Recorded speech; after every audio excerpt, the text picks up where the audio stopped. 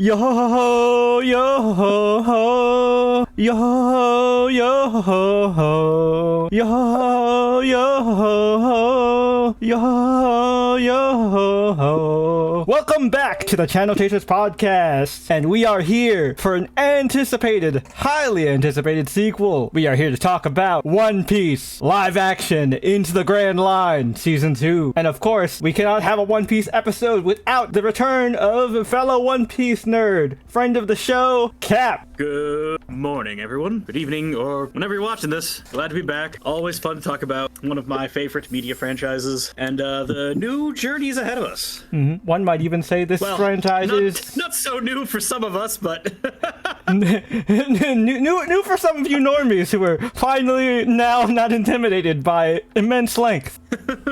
Yeah, look, don't complain to me about getting into One Piece. It's only one season long. Come on, y'all need to grow up. But anyway, as usual, Brian and Tony are also here with us as well. How you doing tonight, fellas? I'm doing all right. Yeah, I'm good. All right, so obviously we are going to be in for quite the yap session, so grab your snacks, drinks, get comfortable. We'll be here for a while. But before we get into all of that, we're gonna, of course, start the episode as we always do by first jumping right into the news with Brian. Take it away, Brian. Okay, so today's news topic is related to our main topic and involves a different anime that I am even less familiar with, so I hope at least one of y'all are familiar with this anime. I think you are. Okay, interesting. But it was announced that Tomorrow Studios, which is the studio company that does all the live action stuff, yep.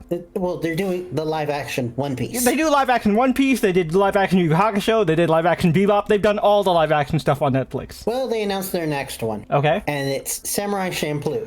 What? Really? This one is possible. This one is feasible. This one might be really interesting. This one is feasible. And similar to the One Piece situation, they are working with the series creator. Oh, That's cool. that's Watanabe, right? I believe so. Yeah, wasn't Watanabe also, because he did Bebop and Shampoo, I believe. Yeah, it is Watanabe. Okay. I hope they don't do him dirty, because, you know, Bebop. This might be their apology for Bebop. True. Because, like, we have a policy here to only cover things that we like, which is why you've never seen an episode on live action Bebop. But yeah, it's very exciting. I feel bad for, because you listen to the cast, and the cast, for the most part, seem like they're fans and interested in similar to this, but that just... No. You could tell they faked it for the interviews, because you see that finished product and like there's no love in any of that. It's all completely soulless. I know at least the black guy was. The jet actor was the only one who cared. Yeah, but everybody else just phoning it in super hard. As you can see, I haven't watched it. Oh, I have only seen half of an episode, but that was all I needed. Oof. But yeah, no, that's interesting, because Samurai Champloo is just make a samurai series with hip hop music in the background and some like minor hip hop influences in like some of the fighting style. Like it's not going to be too hard. They did that last Samurai Standing show, which is just one big samurai battle royale. I think Netflix could pull off Samurai Champloo. There's no. It's the music's going to be the thing. As long as you get permission from Nujibase's estate, rest in peace Nujibase, you'll be fine. Because, like, it's samurai stuff. There's a reason live action Rurouni Kenshin before One Piece was the best live action. Because it's just a samurai period piece. And I mean, look at... Champloo doesn't get too crazy. Yeah. And I mean, look at the... oh, man, the baseball episode. The biggest surprise, I think, a show of, was it last year? That I think was our favorite show of the year. Shogun, yeah. Shogun. Yeah, exactly. Ah, yes. My stupid idiot son. Yeah, my stupid idiot son that I hate. My stupid idiot son that I hate. After you mentioned that... we just couldn't stop seeing it everywhere. It became a running joke of the show. It really did. 'Cause this was back in the day when we were watching things together. But yeah, We've started again with Monarch, which yeah. Thanks to everyone who's been watching that. which Cap, like, you know, if you, I'm still all my money bet on the final reveal of Monarch is gonna be Jet Jaguar. you know, with all the tech that's being developed in the background, I don't think you're too far off, honestly. Yeah. I'll Yeah. say And right now, I have the not been weird watching places Monarch, that they're willing to but go. I mean, but from that one trailer I watched, it's gonna be Jet Jaguar. Yeah. just Without a doubt, I don't disagree with you. And the current Godzilla minor comic spoiler line is for, really pushing Jet Jaguar. He's actually a main character in the cast of the current Godzilla comics. He's also a big Nice. character in the Super Robot Wars. Yep. Also, this show, Monarch, is incorporating weird things and going weird places. I mean, I think the main monster antagonist for this season, minor spoiler, is from a North Korean monster movie. Really? Yeah, they're digging deep into obscure kaiju history. All right, I'm gonna have to check out this Monarch show after this. Oh yeah, it's really good. It's really good. I believe the first season is available on Amazon. It's the second season that's on the Apple paywall. Yes. Oh, gotcha. Yeah, but the funniest thing about that particular North Korean kaiju movie, they actually had to kidnap filmmaker for kaiju films just to film that. Oh yeah, that's right. Yep. I remember that. Hearing now. about that. Yep. Yeah, that was a They thing. did.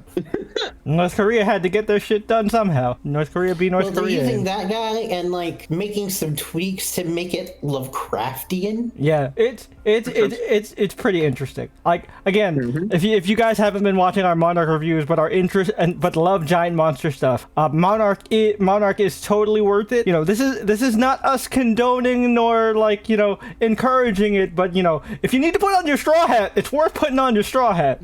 Just say it. Wink, wink, nudge, And you nudge. can also, and you can see what we see and help us feel vindicated in our dislike of Kate, who is just a terrible person. Which is so weird because it is the same actress who played the badass female lead of Shogun. Yeah, wonderful actress, but that's kind of the mark of a good actor is you can play both a very good character and an absolute insufferable piece of shit. And Are we Talk supposed about to hate hated- Kate as an audience, or is this just a? oh no, direction I situation? think we are supposed to hate Kate as an audience because Yeah. Kate is making a lot of dumb decisions where people should call her out in universe, but basically. Okay, so to give kind of a proper analogy from a show that you understand, the in-show cast in Monarch treat Kate like Clark and Jimmy treat Lois from My Adventures of Superman. Oh. So like she does all the things Yeah. wrong, but everybody enables her and sucks her dick. That's Yeah. And, well, Yeah.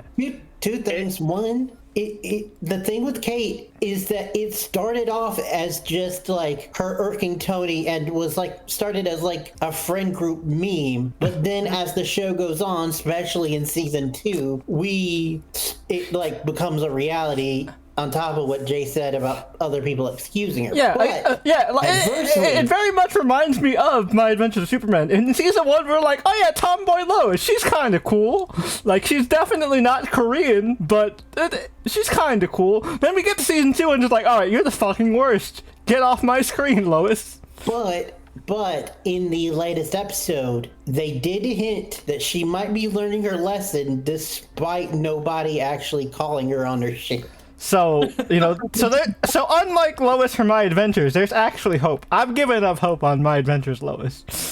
My Adventures was such a promising start to a mediocre finish. But that's not why we're here today. Yep.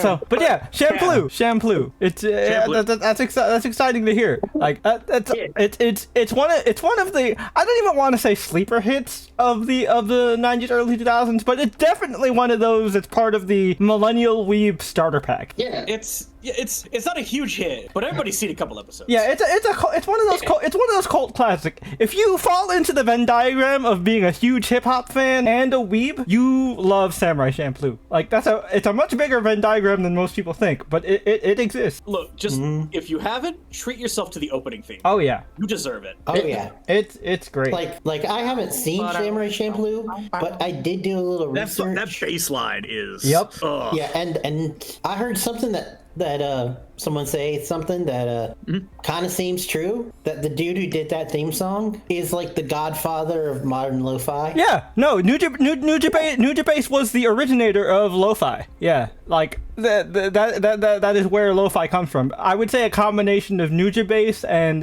Jay Dilla are the ones that that originated the lo-fi sound. Especially Father of lo-fi beats, girl. Yep, and like I and you know this is, I don't think it's a hot take, but personally for me, I think out of Steve Blum's many iconic anime roles from the late 90s, early 2000s, Mugen is his best. Oh man, of those like early to mid 2000s asshole protagonists, Mugen's so high up there. Yeah.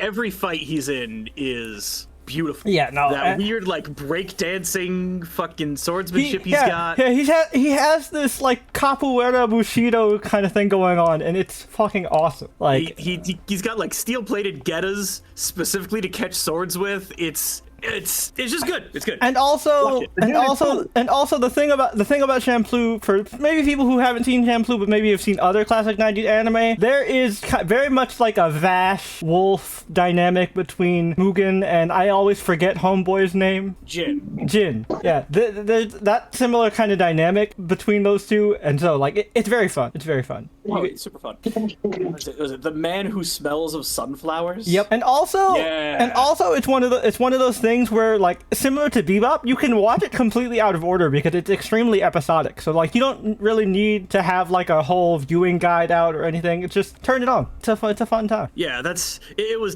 definitely part of the Adult Swim block. Yeah. It's you wouldn't turn on Adult Swim to watch Bebop or to watch Champloo. But when it was like 3:30 and you heard that opening, it snapped you out of whatever you were doing. Exactly. You know, it was one of those ones where like, oh, I was already watching Inuyasha and Yu Yu Hakusho for the fourth time. Might as well stay up, and then Champloo comes on. It's one of those. Now, I want to know if they continue down the Adult Swim road, and the next one they try to adapt is FLCL. You could. I know that one's completely unadaptable, but like as someone who's only seen like as much of that as I have of One Piece, yeah, you cannot. Nah, it's completely unadaptable. That was entirely a joke. There's no way you could do Fooly Cooly. Although I think there is a Japanese live action out there. I mean, the Japanese have tried everything live action, you know. Yeah. Like I think there's even a stage play. Well, their stage plays of everything. Yeah. Well, yeah. So was that the news? Yeah. All right. So We don't know anything else beyond that it is in the works and the creator is involved. Honestly, just get McKenyu. McKenyu has proven himself. Get McKenyu as Mugen. Like, let McKenyu bring his stunt team like he did for season 2 of One Piece, and let him be Mugen. We're good. Yeah, that sounds like a fun time. We're good. McKenyu knows what he's doing. He is not letting his dad's legacy down. No, not at all. Oh yeah, indeed. But moving on to our next segment, which is of course Screen Time. Screen Time is the segment of the podcast, for those of you who may be tuning in for the first time, where everyone talks about different pieces of media that we've been consuming in between podcast episodes that we want to highlight. That could range from anything from TV shows, movies, manga, comics, video games, and more. Anything like that. Even just random YouTube rabbit holes sometimes. I'll go ahead and start. Nothing too much for me. I kind of just had a weird like hashtag I'm not a furry double feature. I watched the rest of the final season of Beastars, and watching it in anime form as opposed to reading it week to week is a lot better. They fix a lot of the pacing issues in the anime. They cut out a lot of the meandering subplots are just gone. None of the weird bullshit minutia that she tried to put in the manga is there. It's all. Did they keep the Tulpa arc? They did keep the Tulpa arc. Okay. But they definitely more zeroed in on Melon. They even gave Melon a little bit extra backstory, so you know a little bit more. But it's not to the point where it like ruins the mystique either. I think it finished off very strong. Like I appreciate. I think I like the anime better than I did the manga, but I think the manga was just a little too bloated because she got a little too ambitious towards the end.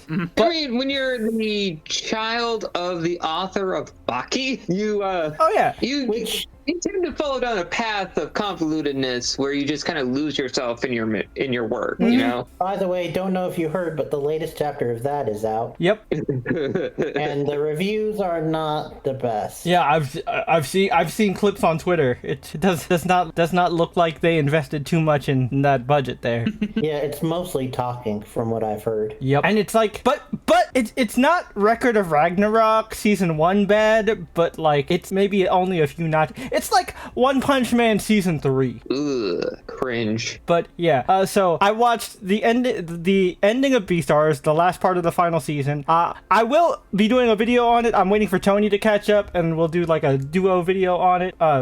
We did cover the previous seasons on the podcast before, but I didn't want to pressure Brian into forcing it because Brian's more behind than Tony is. So we're just gonna do that as a duo review. But to the people at home, we are going to very soon be going back to talking about anime, just not this one. Yep. And the other thing that I watched in my hashtag not a furry double feature was Zootopia 2 because it just dropped on Disney Plus, and I really liked it. To give a kind of non-spoiler like synopsis / review of Zootopia 2, it's about, so apparently the reptiles in Zootopia world are all Hispanic, and well, not all of them. A good majority of them. The main one is Asian. I mean, you know, Filipino also fits under the Hispanic umbrella. At least I've always counted such.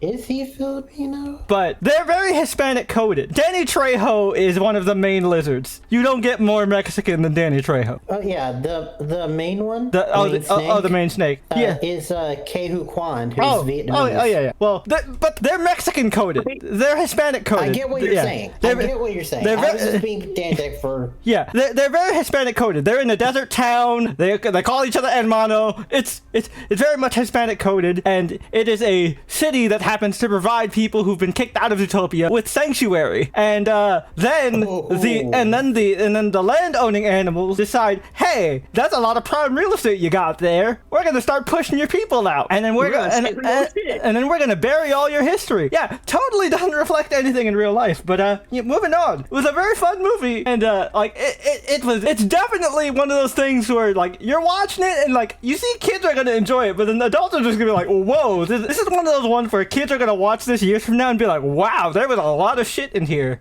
It was really well done, really well executed, and they also finally stopped beating around the bush, and the fox and the bunny are a thing now. That's the one thing I will spoil. So there we go. Oh, thank fuck that they weren't ambiguous with that shit, because you know the motherfuckers be acting weird about it. Well, they'll still be acting weird about it. Also, Shakira's character got more scenes in the movie than I expected her to. Because I thought she was. Nice. I thought at the time that they filmed this, she was in jail for tax evasion, but I guess not. But yeah, that's the thing that happened. That is indeed a thing that happened. But yeah, it was cool. I liked it. I watched Baby Zootopia. I watched Baby Beastars and regular Beastars in one weekend. It was fun. It was a good time. Hashtag not a furry. But yeah, that's pretty much it for me. Cap, what about you? Anything you want to highlight in particular that you've been checking out or want to plug to people? Kind of give spotlight to? I've been reading a couple of webtoons lately. Mm-hmm. One is Tower of God. Nice. Very, very big. I don't need to tell you guys Tower of God is good. Oh yeah. But I've been catching up with the webtoon version as opposed to after watching the anime. Webtoons are a real interesting vibe. And then of course there's the Urek Mizuno spin-off. Super fun. Oh yeah, I've heard about that one. Between those two, because the Urek Mizuno spin-off is obviously the thing he's putting out much more recently. Yeah. So the art's very polished and very detailed. And then I go back to where I was in Tower of God, which is very early on. It's an interesting And you thing. can just It's an interesting see thing, the right? progression in the man's art. It's like going back and reading early One Piece, and then like seeing like, oh man, so this is what Oda's early art looks like. Everything's more, and then like you see the new stuff, and it's like everything's more polished now, but now everything's crowded into specific panels. Well, and- luckily, because of the vertical ratio, webtoons don't get as cluttered as manga do, a yeah. traditional manga page does. The other one I was reading is Insectors. Oh, I've heard about Insectors. It's a nice jaunty 100 chapters. It's but they're webtoon chapters, so they're not quite manga chapter in length. They're more they're like a monthly series. But it's real cool, real good fights, real compelling characters. It's about like a weird evolution in humans happens where people with bug powers start popping up and eating people. And the main character has ant powers, but he's not like an ant person. He has like a Does he have like symbiote suit? So does he have like proportional strength type thing? It works like a symbiote suit. So his body, he's got like Aburame ants. Huh. And they form like a venom symbiote suit around him, and that's how he fights. That's fucking cool. He can pull the ants like off of his legs to make his arms bigger, or like make a shield out of the ants. And then the ants eat the dead insects, and it's pretty brutal. That sounds awesome.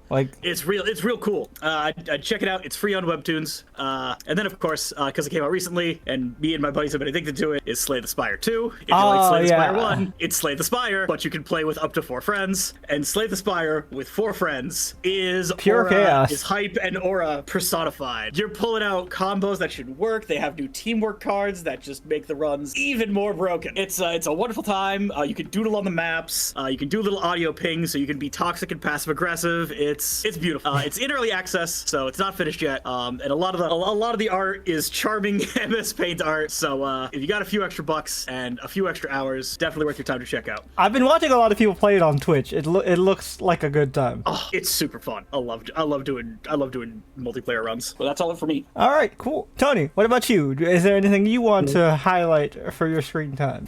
Let's see. Still playing through Metaphor ReFantasio. Nice. Good game.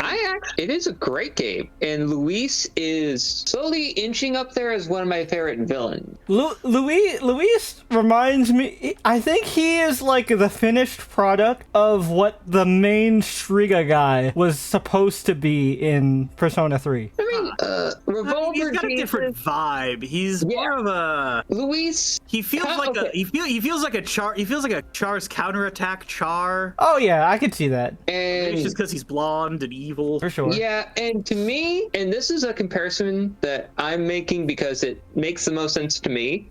I compare him to a character like Lelouch. Oh yeah. I could totally see that. He's got that like, you know, Machiavellian kind of like schemer, but like does have good intentions. I could totally see that. It's definitely within that framework. I also love I love Biggs and Smalls. Yeah. His little Catboy followers. Yep. Fidelio and Basilio. Yeah. I call them Biggs and Smalls. I cannot remember their names to save my life. Baz and Dell. Yeah, Dell, Smalls, for you, Cat. I find this cat dog boy very relatable. It's funny. When I played Metaphor, I referred to them as Bulk and Skull. Nice.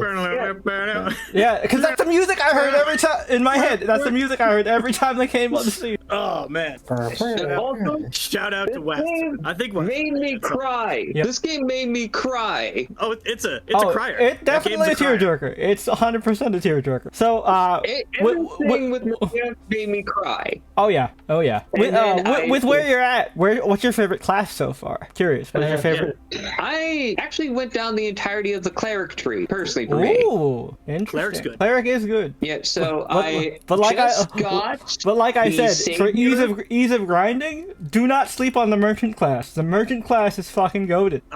I just need to work up the levels of that. I think I'll work with merchant more with a new game plus run. No, that's understandable. Because I'm just kind of focusing on my first initial playthrough. The tops. Mm-hmm. Yeah. The lack of romance in Metaphor will always be its biggest sin. Yeah, that's the biggest weakness of Metaphor is that there's no romance options and there's so many waifus and it's just like, oh well, this is just my greatest regret. Yeah, and all of them are good, so good. Like there isn't a wrong answer. Oh, there is one wrong answer. Okay, fair. That's not a spoiler. Yeah, one wrong answer, but that's like little sister. Yeah. You must protect her. Yeah. Two wrong answers then. Two wrong answers. One is your little sister adopted daughter. The other's a spoiler. Yep.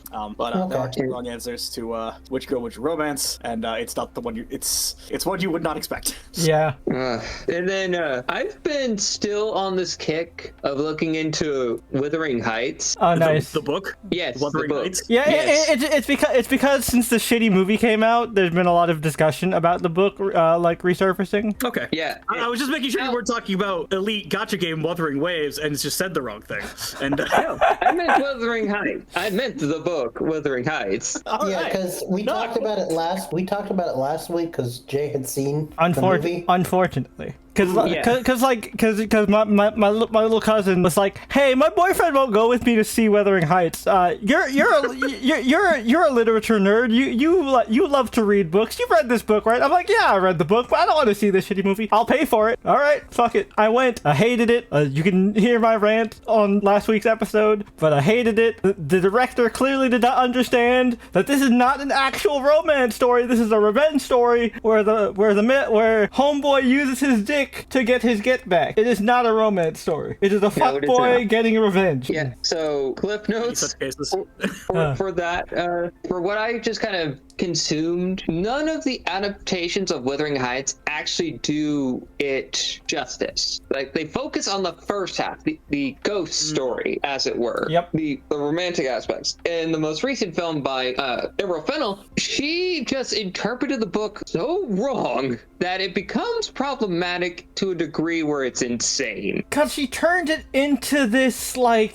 mutual toxic. It's like it's one of those mutual toxic romance like smut like bargain bin novels that you see in the like 40-year-old mom section of Barnes and Nobles. Oh no, it's something far worse, Jay. It's shitty Tumblr fan fiction. Also valid. Shitty Tumblr fan fiction with a killer soundtrack. I will give it that. It has a very good soundtrack. It's because it is essentially just a Charlie XCX album. Yeah. Yeah, basically. And I find it fascinating that there have been so many different adaptations of this particular novel that no one seems to really get it, except for maybe a miniseries that actually tried to play everything out. Oh, the BBC one, right? The BBC. I think it's the BBC. Yeah, I've seen that one. That was probably the closest because they actually did the whole book for the most part. Yeah, like most people, because I think it'd be very fascinating to actually have an adaptation of Wuthering Heights be the entirety of the book, but split into two different films, so you can hear them. They just need if they just did a 2-season miniseries, like if they gave Wuthering Heights the same treatment that AMC gave Interview with a Vampire, it would be great. I think that would be amazing, actually. And then you can include that our principal focus character, what's that fucker's name? Shit. I'm Lockwood? Lockwood. Yeah, it is Lockwood. It's Lockwood. And Jay, did you check out that video I sent you? I have it in my watch later. I haven't seen it yet. Yeah. Real quick, side note. It was recently announced that the Vampire Lestat, which is what Interview has been renamed to for next season, is coming out, I think, mid-June. Okay. Well, that's the second book in the series. Yep. Yeah. So instead of what they're doing with Vampire Chronicles is like they're doing every book as a season. Oh. So like interesting. So like the series itself is called Interview with a Vampire for name recognition, but like the subtitle for season 2 is Interview with the Vampire Lestat. And then that's season 3. Yeah. Season 3 they've legit changed the name of the show to the Vampire Oh, Lestat. okay. All right. But for the first 2 seasons, it was Interview with a Vampire. Yeah. Yep. And then they saved a lot of the Claudius stuff for season 2. It was season 2. Yeah. Season 2 is where they handled most of Claudius stuff. And Claudius stuff was mostly the back half of the book anyway. So. Yep. And they have confirmed that even though they did include some of the Queen of the Damned stuff in season 2 of Interview, that Queen of the Damned will be its own season if it gets greenlit. Yeah. Fun. Yeah. Because this next season is just focused on. I went through the audiobook while I was at work just to figure out what it was about.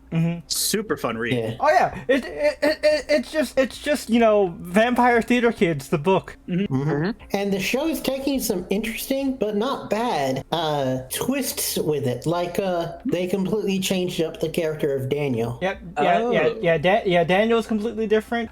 They race swap Louis, but they actually make it an important part of his character. So like it actually like really works within the story.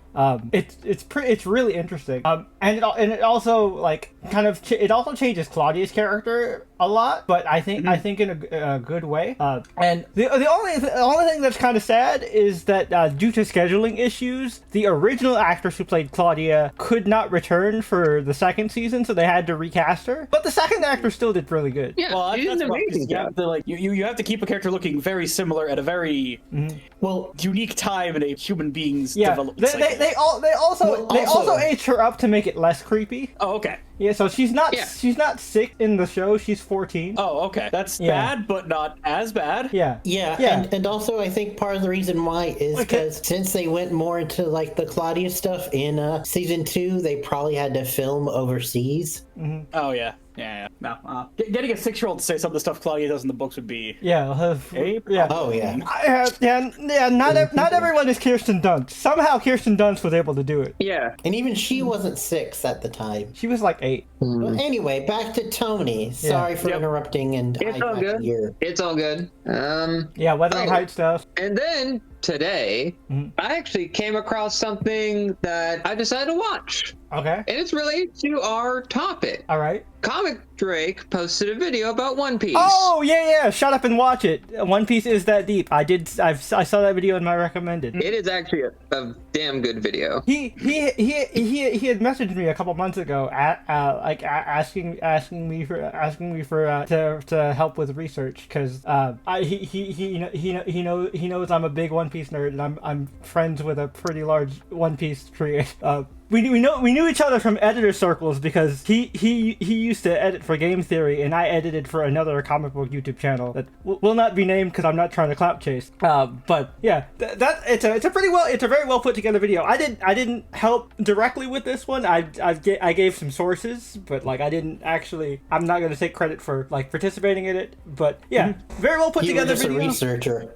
Yeah, I was just a researcher, one of many. But yeah, very well put together video. Definitely go check it out. Shout out to Drake. I'm glad he's doing more consistent, bigger projects. Yeah, and that's pretty much it for me. I have a planned screen time that'll be for next week. That is, if I can get the timing right. Okay. Always the problem. Yeah, same. Not enough hours in the day. Oh yeah, for sure. Yeah. Especially in my current situation where I'm trying to take care of a 4-month-old puppy. Yeah.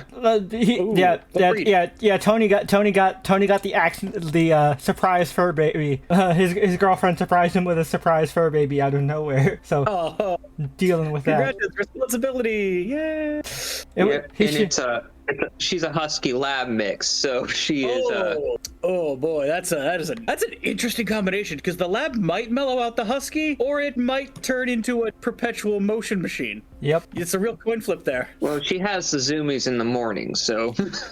But enough I had a about. black lab growing up that was the mailman once left a note on our door that said "Dog's broken, didn't bark." Well, with her, she's a bundle of energy, stubborn as hell, and we're potty training her. So. Ooh. Yeah. It's the most time sensitive time in a pup parent's life. So if you guys have been wondering why we're a little slow on the full podcast episode releases, there you go. Now you know. But we're still trying to hold to quality standards. So hopefully you guys understand, and we appreciate the support regardless. You guys have still been really checking out our individual episode reviews for like Fate and stuff like that. So thank you. We appreciate it. But Brian, on to you. Yeah, on to you, Brian. Okay, so sticking with the anime train, update on my Demon Slayer journey. Which, by the way, Cap, watching. to fill you in, we discovered like a month ago that somehow this motherfucker has not seen the most normie of normie animes of the last 10 years. Yeah. Yeah, he only just started Demon Slayer like a month ago. Well, That's interesting. Yeah, right? Demon Slayer is a weird thing to talk about because it is the definition. It is the baseline mid. Yeah, it's also the definition of animation carry. Oh yeah, no, because I got excited by the anime. I went over to the manga, and it's one of the few times I regretted going over to the manga. Yeah, because the manga is just solid. It's not bad, but it's not a mind blower. The fights in the manga are not the fights in the anime. Yeah. No. I can imagine that, but the alligator that drew it is good when drawing full-sized things, and then gets really weird with like the little chibis in the background. Also, she kind of ruined it when she said out loud that all the cool stuff that's happening, that's just imagination. Oh, thanks. The other thing that ruined Demon Slayer for me was a little thought experiment I did, but now I can't undo, which is transplanting the Phantom Blood cast into Demon Slayer. I heard you told me about this, and I was like, oh yeah, Jonathan walks through this easy. Yeah, and that's the thing is, even Speedwagon could handle some of the lower moon. Shit, Gyro could too. Antonio. Phantom Blood, and they're just they have like Phantom Blood has like a huge elemental advantage. Yeah. With the Hamon and everything, but but it's also the like Tanjiro is like 5 foot nothing, and Jonathan is fucking Roman person. Yeah. Jonathan's like 6'5", 6'6". Talk about it. I mean, look, David, look, I'm sorry to deflate it for you, Brian, but like when you've seen enough Shonen, like it's one of those ones where it's like I'm also salty because Demon Slayer for a time period like outsold One Piece, and Demon Slayer fans wouldn't shut the fuck up about it. So as a One Piece fan, I feel that I personally have that anger towards Demon Slayer. Less exciting to talk about my biggest thing for screen time. My bad. Sorry, Brian. That's kind of the effect of being an old head anime fan, unfortunately. Yeah, and on top of that, and this is the first time that you're mentioning it. It's not okay. No, we've mentioned it before. We mentioned it before. It's just there weren't 3 of us to amplify it. I'll take a break from this one. Guest issue. Please enjoy yourself. Actual host of the podcast. Yeah, but so I've been liking what I've been seeing, which is perfect. I think he just got to Sword Village. I'm almost done with Sword Village. Nice. Sword Village is fun. I currently ended on midway through the finale. I think it's Sword Village and then 2 more arcs and then the castle movie, right? Or is it 1 more arc and then the castle movie? It's Sword Village, then Hashira Training, and then the castle movie. Mm-hmm. Infinity Castle, yeah. But these bad guys in this one, the demons, have been very annoying. Especially one of them is annoying. Is that the one with the little guy who lives in a pot? Yeah. Yep. Yeah. Well, it's him and the one that can split. Yeah. Yep. Yeah, those assholes. And they're both annoying for different reasons. They are, well, unfortunately, it's post Hell Train. Yeah. But we got to see Tokito and get to see him go ham. That's the sound guy? Mist. Mist guy, okay. Oh, the Mist guy. Yeah. And we got to see his backstory. And Mist guy is the youngest one, right? Yeah. He's the guy who had the twin brother and yeah. Mm-hmm. Mm-hmm. Yeah, but some of those like isolated geniuses because he's too good with a sword and no one else can get it. Yeah. Autistic sword boy. Which we later find out that his emotionless nature was just him subconsciously channeling his twin brother. Yep, trauma autism. Yep. Everybody's favorite anime power. But then also, I finally got to see what everybody was talking about, and got to see Kanroji and see her pop off. Oh, I don't think they gotta keep her from popping out more than popping off. Yeah, right? Right. Oh, she's fun though. She is. Yeah. Yeah.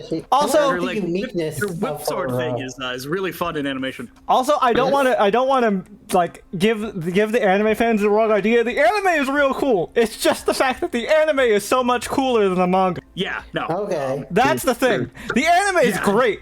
It's just a weird thing of, as someone who's used to being like, oh, this anime is cool, the manga is even better. It's weird to have the anime be so good and the manga just be okay.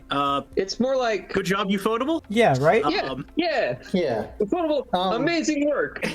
And also, from what we've heard, Guys who make fate comprehensible are really good at uplifting Yeah. others. I don't know. Yep. Other property. from what we've heard, they didn't have to enslave their animators and force them to miss the birth of their children. They just evaded taxes for a very long time. And we may be talking about something that you mentioned later on in this episode. But yeah, it's been really enjoyable to watch. It's definitely it's mostly been like a lunch break at work show, and it's perfect for that. Oh yeah, It is for sure. perfect for that. For sure. It's also one of those just good bite-sized anime, and it's also like Yes. it's also not depressing, so like it doesn't ruin your mood when watching it. It's popcorn. Delicious popcorn. Even though last time we talked, it doesn't I say it's think it was welcome. last time we talked about it. Y'all said that it was the Game of Thrones. Oh, it's Game of Thrones in the sense that Anime. it's the Game of Thrones in the sense that nobody is safe. Everybody can be on Yeah. the chopping block. Do not get attached to anybody. You said Red Wedding. Oh yeah, no, motherfuckers die. Motherfuckers die. Don't get. I'm not lying to you, Brian.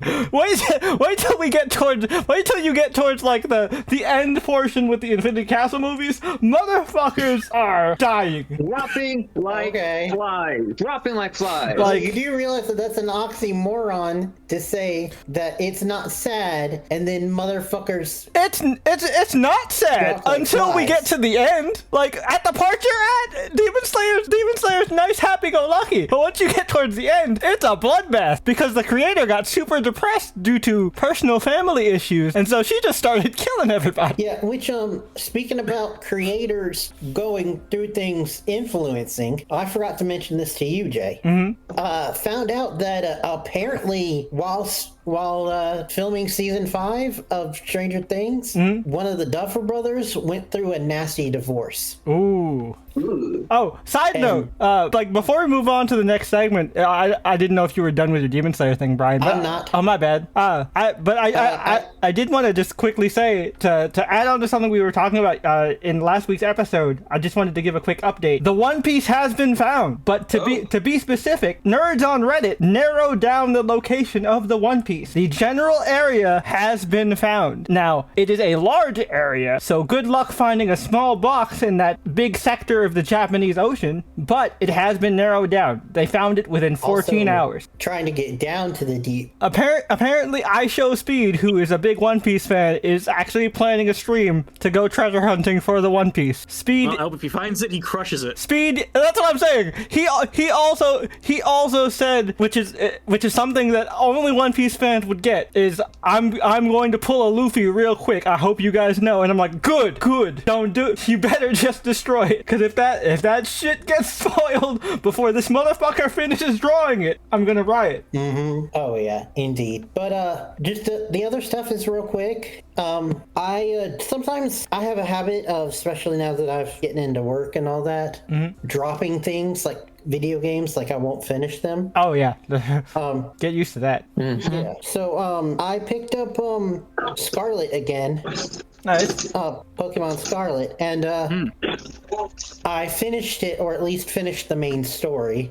Like, three? like all 3 stories? Like you finished the Arven story, the Area Zero story, and the Team Star story? There are 3 different storylines. So you finished all 3? So There's four. Oh yeah, there's technically 4. Because the DLC. I forgot about the DLC. So I hadn't done. it's Victory Road, the Team Star battles, and the Oh yeah, duh. The Urban E4 stuff. I forgot about the Elite 4. Yeah. I think I've done all of it. I But don't the blame you. last for one- Scarlet Violet E4. Yeah. Yeah. The last one that I had to go up against was the Professor Sada, like fighting the. Oh yeah, that's the end of the Area Zero stuff. Did you defeat defeat Champion Gita and her shitty ass team? Yeah. Well, you got to get to that one. Yeah. Yeah.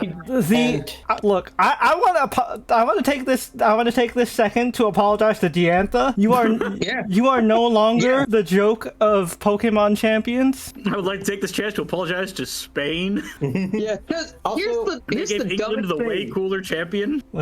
Listen, man. I mean, apparently in Galar, in England, they just treat everything like a sports day over there. Leon is cringe, but I still love Leon because I would be equally as cringe as Leon. But it was weird though, because I don't know if I was supposed to save that one for the last. No, because you have to beat it to get to Area Zero. So no, you did in the right order. The Professor Sada stuff. Yeah. Because a couple of Vermon, I like one-shot killed. No, you're supposed to do it at the end. You're supposed to do it at the end. But like, but Scarvi is very easy to overlevel in because of they upped the EXP share in that game for some reason is somehow stronger. Yeah, like you level up way faster. Also, if you know your type advantages. Yeah, and plus you can also passive level up because you can do that thing where you just send your Pokemon out to just auto grind. Oh yeah, that's right. I didn't really do that, but we did that. We did that a lot with the DLC, which I do recommend you get because the DLC for Scarlet and Violet is very, very good. Nice. Yeah. I might get it. Whatchamacallit? I did have two of my mom die when she had her second form. When you fought AI Sada? Yeah. Well, when she was like the machine took over. Yep. Where it was all Paradoxmon. Yeah. I will still say all of the past Paradoxmon are better designed than all the future ones. I agree. I know. I agree. I went with Violet for color preference alone. Yeah. I will openly admit, because I wanted Cerule Edge because I love my edgy boy. Yeah. I will openly admit that I went with Scarlet just simply for Sada. Oh my god. Look, valid choice. You know valid choice. The most valid choice that you could ever make, Brian. Valid choice. No one's judging you for that one because seriously, the only reason I chose Violet was because Tony had first dibs and two Cerule Edge. No, you had first dibs. You had first dibs. Right, I had first dibs this time. Yeah, you had first dibs with 10. Okay, yeah, you're right. I chose Violet purely off of Cerule Edge because it's so cool. Oh, he's the best Pokemon they've put out in the whole in all of all of Gen 9 for sure. No, I agree. But on top of that though, the only other thing is and this is really hard to talk about because we said that comedy is subjective, but yes, I have been getting into it. Like YouTube channel, Instagram channel, all that, called Cracker Milk. Okay. They're an Australian comedy troupe that does like sketches and stuff.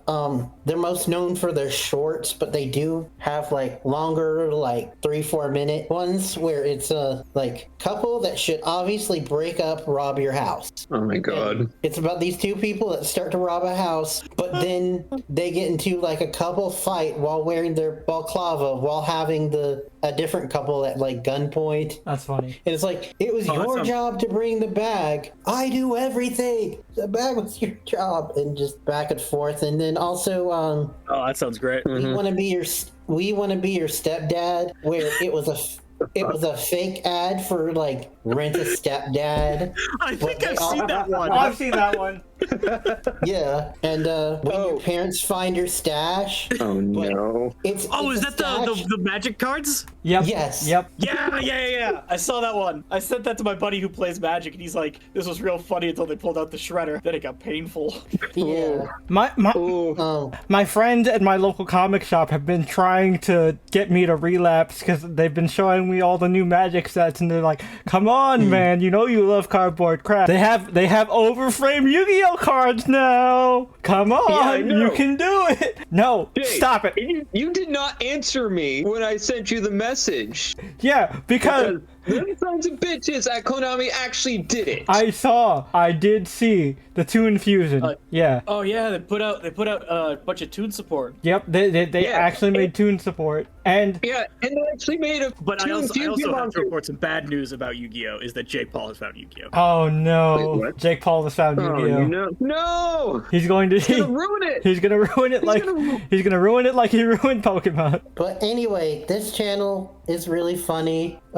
Great sketches. They got a lot of cool shorts. Like one of them is a guy goes to like carjack a girl, and the car is messy, so he cleans the car first. And he's like, "Stay right there." And then when he gets it, it starts the car. It's making this weird noise, and he's like, "What? What are you doing? Don't you hear that noise?" It's like, "No, not over the music." And so he takes it to a mechanic, and it's like this whole process. Oh man. And then there's another one where a guy starts to think that his girlfriend is an alien imposter because she knows exactly what she wants to eat. Oh, I saw that one. I would definitely be concerned. I would immediately think some invasion of the body snatcher shit happened. A woman that actually knows what she wants to eat. That's the thing is at first he was suspicious about that, but then he was like, okay, so we can go home and watch a movie. There's this World War II documentary that I've been really wanting to see about so-and-so, and she's like, "Oh, I've really been looking forward to that." And alien he just pulls out imposter. a gun and shoots her. Alien imposter. Yeah. But yeah, all of these are done by the same like comedy troupe called Cracker Milk, and Nice, I saw the magic one. I saw the magic one, and I saw the stepdad one. I did not know what they were called. I'll have to definitely subscribe to their channel now. Yeah. But all right, But cool. that's it for my screen time. All right, so the last of our early segment is, of course, Trailer Talk. Trailer Talk is the segment of the podcast where our boy Brian here has gathered together count them, 6 brand new trailers, at least as of the recording of this podcast, and then put them together in a handy-dandy playlist for you lovely people in the description down below. So this is the point in the video where you pause the video and do all the usual YouTube things. Hit that like button, hit that subscribe button, notification bell, and if you're on mobile, hit the hype button, because that will help spread us in the algorithm to other fellow One Piece fans out there, and we'd really appreciate it. So once you unpause the video, through the magic of editing, we'll be right back with our rapid-fire thoughts on these trailers, but until then, please enjoy this word from our non-existent sponsors. And we're back. Okay, so pretty solid batch of trailers here. A lot of good stuff. Where do we want to start, Brian? I guess we'll start... Probably the first one, which is the least one. Like, what was it? How to Date a Narcissist? How to Date a Narcissist, I think it's Your Dating a Narcissist? Yeah, I think it's You're Dating a Narcissist. Yeah, something like that. But yeah, that was that one felt uncomfortable. It was a very femcel-coded movie. That's all we'll really have to say about it. We don't want... Yeah. It's just... I don't like my sister's boyfriend because he's actually nice and cares about her. So I'm going to have to sabotage her relationship. Crab bucket. That's basically how it felt. It's daughter. Yep. Oh, sorry. Yeah, daughter. Yeah, but yeah, I mainly did it because Marissa Tomei, but yeah, it did not have a good vibe. But you know, it did have a good vibe in The Gray. Guy Gyllenhaal and Cavill have instant chemistry. Guy Ritchie at his peak. Guy Ritchie. Yep. Like, he needed extra money, so he took the check to make young Sherlock, and we got this. So I cannot speak on its quality, but it's got a feel of a one for them, one for me with this new In the Gray thing. Yep. yeah, because I haven't watched it, but from what I've heard is people saying that it's all right, but it's doing surprisingly well. I mean, Sherlock Holmes is going to do good. Yeah, and like it's also Guy Ritchie Sherlock Holmes, so like people already like those movies. It's just it also I mean, again, we only watched the trailer when we reacted to it, but it doesn't even really have the same vibe as the RDJ Guy Ritchie Holmes. So no, and it also irked us that they were yet again pulling a Smallville where it's, oh, the villain and hero were friends at one point. It works for Smallville because that's pre-established in the comics. It is not pre-established that Moriarty and Sherlock were friends. I'm also kind of tired of sexy Moriarty. The only time... Let the man be old. The only time sexy Moriarty has worked is Moriarty the Patriot, which if you have not seen the anime Moriarty the Patriot, you should. It's great. But back to In the Gray. Yeah, it's classic action slog heist movie stuff. Yeah. Which looks awesome. But it's more like a counter heist. Yeah. It's the exact plot is an elite team of agents is tasked with reclaiming a vast fortune stolen by a ruthless tyrant. So yeah, it is a counter hack. They'll steal something that was stolen. That's cool. Yep, and it, like we mentioned before, stars Cavill, Gyllenhaal, And Eliza Gonzalez. yeah, but also Rosamund Pike is in it. Yep. And so is Tormund Giantsbane. Nice. So fun action, not really much to talk about, but we are excited about it. And then another movie that's just dripping and cool, Man on Fire. Very good. It just Very looks like classic cool guy doing cool action shit movie. You know, we don't need plot for these kinds of things. We just need to see a cool guy doing cool shit. One caveat here, it's not a movie. Oh, it's not a movie. It's a TV show. Interesting. 8 episodes. Okay, 8 episodes, that's understandable. I was like, it might get old if it stretched for too long, but 8 seems like a nice tight number. I'd be okay with that. And it does look... I've already looked into this and looked into the plot. It is also another of a guy protecting a kid, adoptive father type story. Oh yeah, well. yeah. That's Hollywood's favorite formula right now. Angry Yeah, Dad. but instead of Pedro Pascal, it's Wonder Man. Which, by the way, we're gonna keep plugging this because nobody watched that fucking episode, unfortunately. Go watch our Wonder Man episode because Wonder Man is really good. If you happen to be a theater kid and enjoy acting for the sake of acting, this is an actor's ass TV show. Go watch Wonder Man. Oh yeah, indeed. But we're excited for the show. One that I think we're still a little on the fence with. But looks very interesting. Yeah, something very bad is going to happen. We saw before a quick teaser trailer with a bunch of just random horror bits, but this is the first full trailer, and yeah, it gives kind of this Sam Raimi psychological horror type of vibe. Yeah, But without the it's comedy. same, Yeah, without the comedy. same showrunner as Baby Baby Reindeer. Reindeer. Yep. But it is being produced by the Duffer Brothers. And the lead dude, did he look familiar to you? He does look familiar. I couldn't place. Well, he was in Magicians. Oh, he wasn't the main dude, right? He was. No, I'm looking it up now. He's not who I thought he was, but he was Definitely- Todd in Magicians. Oh, okay. But he was also in season 2 of White Lotus. But anyway, it seems very intriguing. It also has the mom from Atypical. Yeah. But anyway, we're tentatively excited, I guess you'd say. Yeah, I think it's one of those ones where we have to see the first episode to make an actual judgment, but it's definitely Yeah. something that we're keeping on the radar. Oh, is something bad a series, not a movie? Yeah. Yeah, it's a series. a miniseries. I say it's another Netflix miniseries, another 8 episode. Okay. Yep. Yeah. Then we have another, technically it's a miniseries, but completely different. Yep.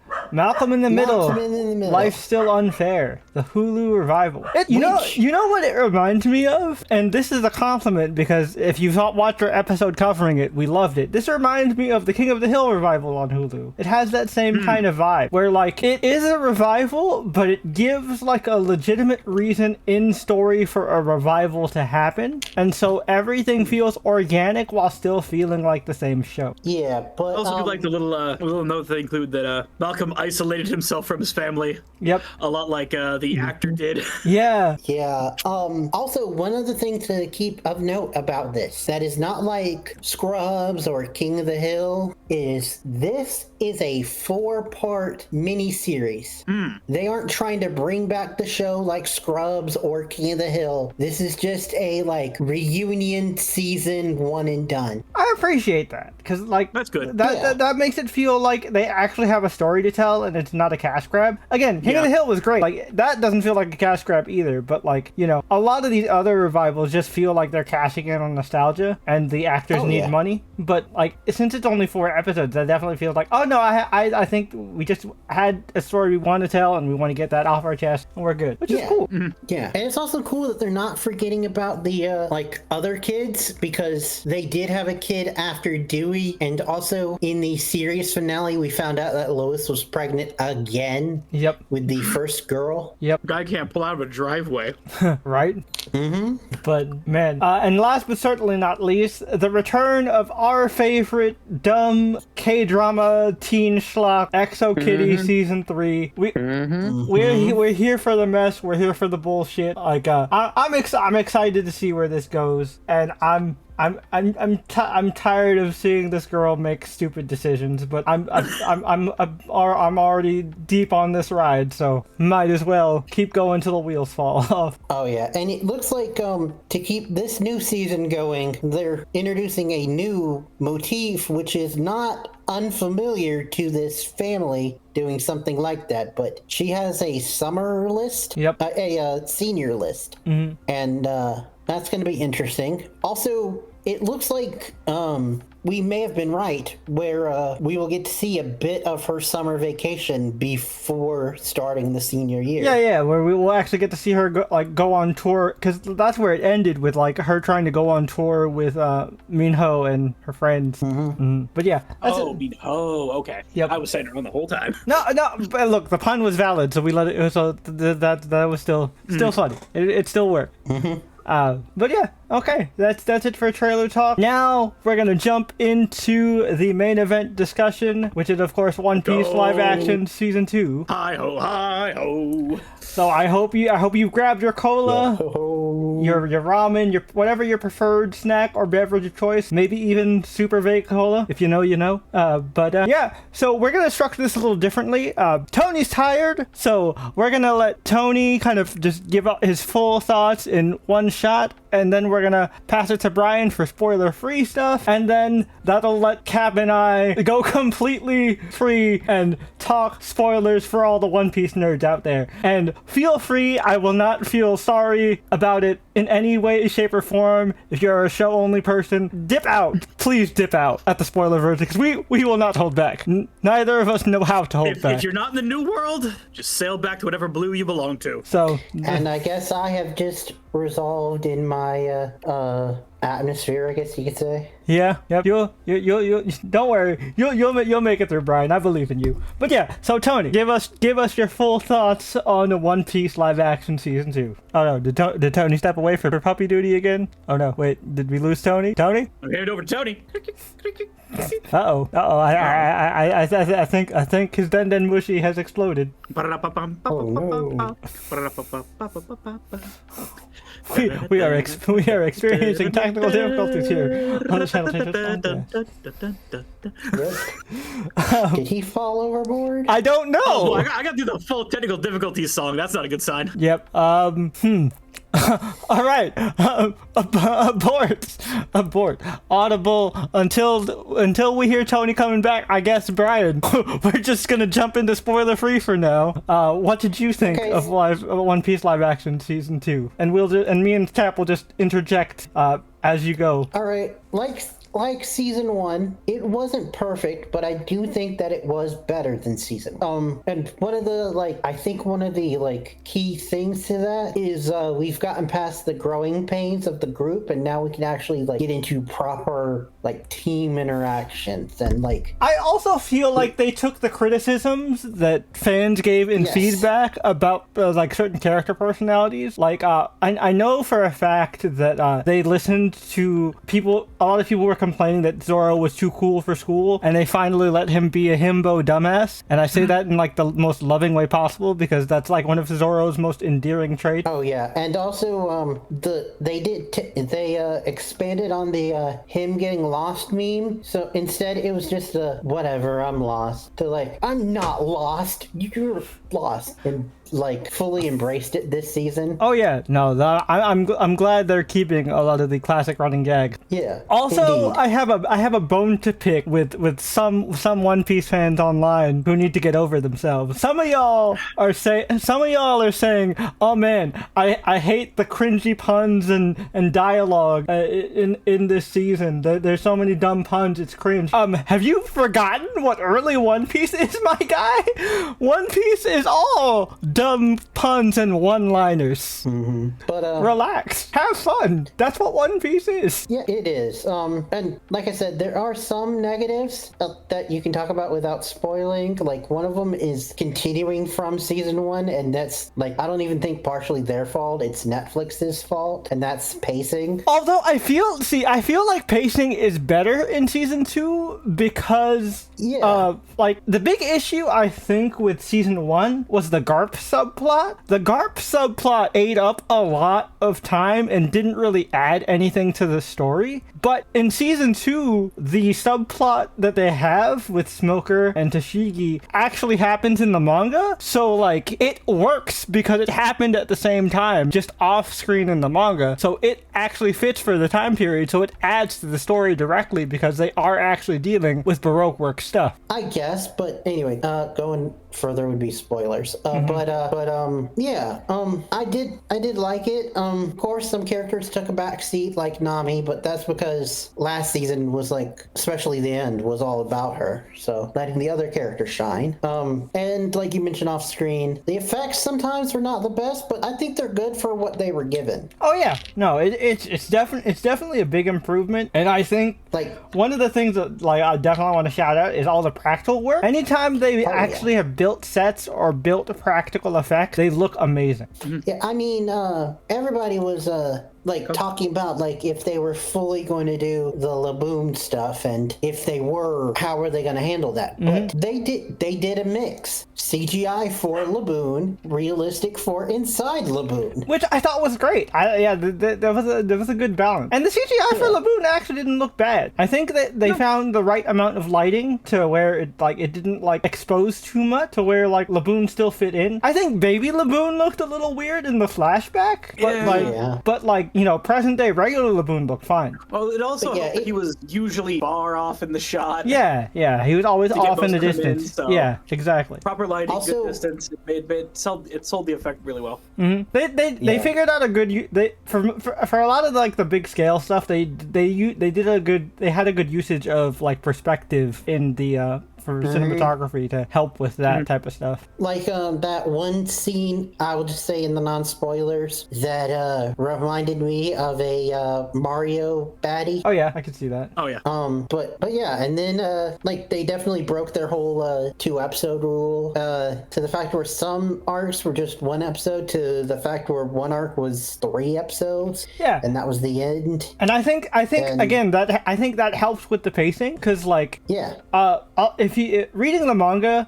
especially if you go back and read the earlier stuff, there is like as Oda's trying to figure out what he wants to tell in the story, there's a lot of kind of ancillary stuff that does not need to be there. That like you know you complained about pacing before, but as someone who's read the manga and unfortunately watched the anime, I know what bad One Piece pacing is like, and yeah, and I've heard, and this is not bad One Piece I'm aware pacing. of the meme. So like you know, Rip Gaimon, I'm sorry you weren't there, buddy, but you'll be all right. Yeah, but there were other stuff there, which is hinting at bigger stuff yet to come, like a lot. Oh yeah. Well, yeah, we're definitely going to talk about it for sure. And it was cool to see, and this still continues to be, I think, probably the best anime adaptation. Oh, easily. Like the best non-Rurouni Kenshin anime live action adaptation. Because like, and again, like I said before, Rurouni Kenshin is easy because it's just a period piece. So like, you don't really got to do too much. But yeah, this is the best fantasy anime live action adaptation that we've gotten so far, for sure, hands down. Okay. Indeed. I don't know what else I could say without spoiling, but I will say that if you're a fan of season 1, go watch this. It's even better. And if you haven't watched it yet, you do need to. Also, if you're a fan of the anime and like season 1 wasn't your thing, give season 2 a shot still, because this is much better. And I've talked to people who hated season 1 of the live action as One Piece fans that really enjoyed season 2. So like it it does vastly improve from season 1 in a lot of the aspects that a lot of hardcore One Piece fans complained about. All right, well, I think I think kind of the ship has sailed on Tony, so we'll just get Tony's thoughts on One Piece next episode. Poor guy. He must have collapsed on us. So it's not the first time that this has happened. Yeah, it has happened before. I know what that's like. So, all right, folks, it is Yap session time. We are entering the Grand Line, which is code for Spoiler Town. So, again, if you have not read the manga and watched all of season 2, please dip out. We're gonna spoil the fuck out of things. Brian is unfortunately just here because other hosts of the podcast, but Brian has also heard us yap about One Piece ad nauseum on a regular basis, so it's fine. And I know things already that I probably shouldn't know. Like, I'll just say backstory stuff about Sanji.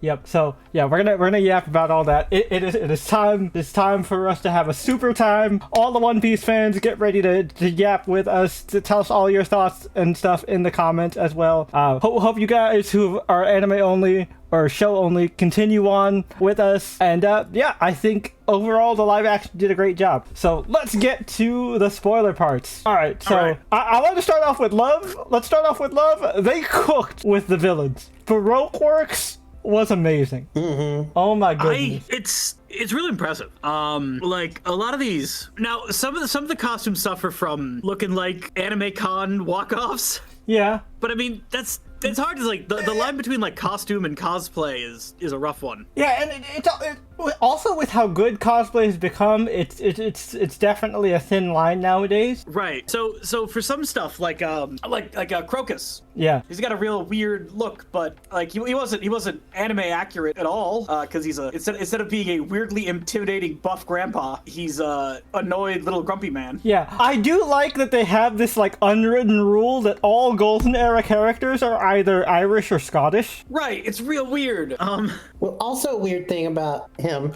you're talking about the lighthouse guy, right? Yeah, that's Crocus. Yeah, Crocus. Yeah, Crocus. He was I think his name was Littlefish from Game of Thrones. Oh, Blackfish. Brendan yep. Blackfish. Yeah, Brendan Blackfish. the Blackfish. Yeah, that makes sense. Yep. But yeah, it's again. I noticed that as a pattern, like that, like all the Golden Era, like Roger era characters are all either Scottish or Irish. It's just funny to me. But then like some of Mr. Five's stuff felt a little too cosplay and a little less costume. Yeah. It was like it's too clean for the environment. I think Mr. Five made up for it in personality. Like, which is definitely recovered. Like some people's stuff looks like costume, some people's stuff looks like cosplay, and it gets a little like Which Jay, the funny like, a lot thing of the about Straw Mr. Hats Five, a lot of the time are just like wearing normal clothes. Yeah. But funny thing about Mr. Five. Oh, sorry. Yep, go on. You were talking about like part of that is his personality. Did you recognize that actor? No. Jay would recognize him. He was Luke Fox in Batwoman. Oh shit! Really? Yes. No, good for him. I'm glad he got on an actual good show. One that could accurately show like the actor's abilities. Yeah, because he got saddled with one of the most embarrassing devil fruits. Yeah. But he pulled it off. He worked really well off Miss Valentine's Day. It's really interesting because like early One Piece, because again a lot of people forget because One Piece has like gotten more serious, quote unquote, as time has gone on. But a lot of people forget that early One Piece is a lot of like toilet humor type stuff. So Mr. Five having booger bombs and stuff that's One Piece. Yeah, that's One Piece. Yeah. No, but some of the villains could get. It's just also Miss Valentine's Day was like way more bloodthirsty. Everybody in the live action is way more bloodthirsty. Like I was talking about this with Cap like in messages, but like live action One Piece is I think Oda realized that he was too afraid of death in the manga, and now he's like locked into it because he has like a child audience and he doesn't want to murder people outside of flashbacks. But the show has no apprehension about it. Motherfuckers get murdered. Like off jump from episode 1 was where Ramen just fucking annihilates all of Shellstown's Marines. Yeah. Oh man, that scene was probably one of the highlights of the season. The way they did Lurfleur fruit. Oh yeah. Yeah. Appropriately impressive as it was horrific. Yeah, it's this weird because we talked we talked about this in season 1 how like we were nervous about Robin's fruit because like it's gonna be like, are they gonna do it like weird body horror like they should, or are they gonna be too afraid of it? No, they embraced it. Yeah, this season some of the villains were downright terrifying. They really added the Baroque works. They leveled them up pretty hard. Yeah, like the goat himself, David Dismelchion as Mr. 3. Galdino is a monster. Galdino fucking, oh my god. Like that. He didn't get to do Candlemeck though. He did not get to do Candlemeck. They didn't have budget for Candlemeck. I do appreciate that they actually kept in Zoro's "if I'm gonna die in a cool pose" bit. Right. Yeah. I do only have one problem with that scene. Is because instead of doing it out of just a like personal desire to look cool, they reframed it as a FU to Mr. 3. Yeah. Which, I get it, but like, just want to be in a cool pose because you want to be in a cool pose. Yeah, like they let Zoro be silly earlier in the season. I don't know why they stopped it there. Yeah, because they did like a 1-for-1 on the Zoro gets new swords thing. Oh man, I was afraid they weren't gonna do the Katetsu scene, but it was so good. It was great. And then him giving back the money to Nami. Yep. I haggled. One of her few real Nami moments. The 300% interest. Yep. Well, you still owe me the interest. Yep. No, that was great. Also like they did a really good job at capturing iconic manga moments in the season. Like one of the ones that I thought they were gonna cut because it's just kind of a very small moment that isn't entirely necessary, but is actually super important for informing the character, is the ice cream scene with Smoker. Oh yeah. I'm so glad that was in there. Oh yeah. Because it's super important to showing his character that he is actually a good Marine. And it's just such a good character moment. Also, I love that they brought the billower bike like fully out there. Or if you were an old head and you grew up on the 4Kids dub, the Smog Hog. Personally, that's my favorite name for it. Oh, speaking of the 4Kids One Piece, one of my favorite Easter eggs this entire season is Buggy just going dreaming. Yep.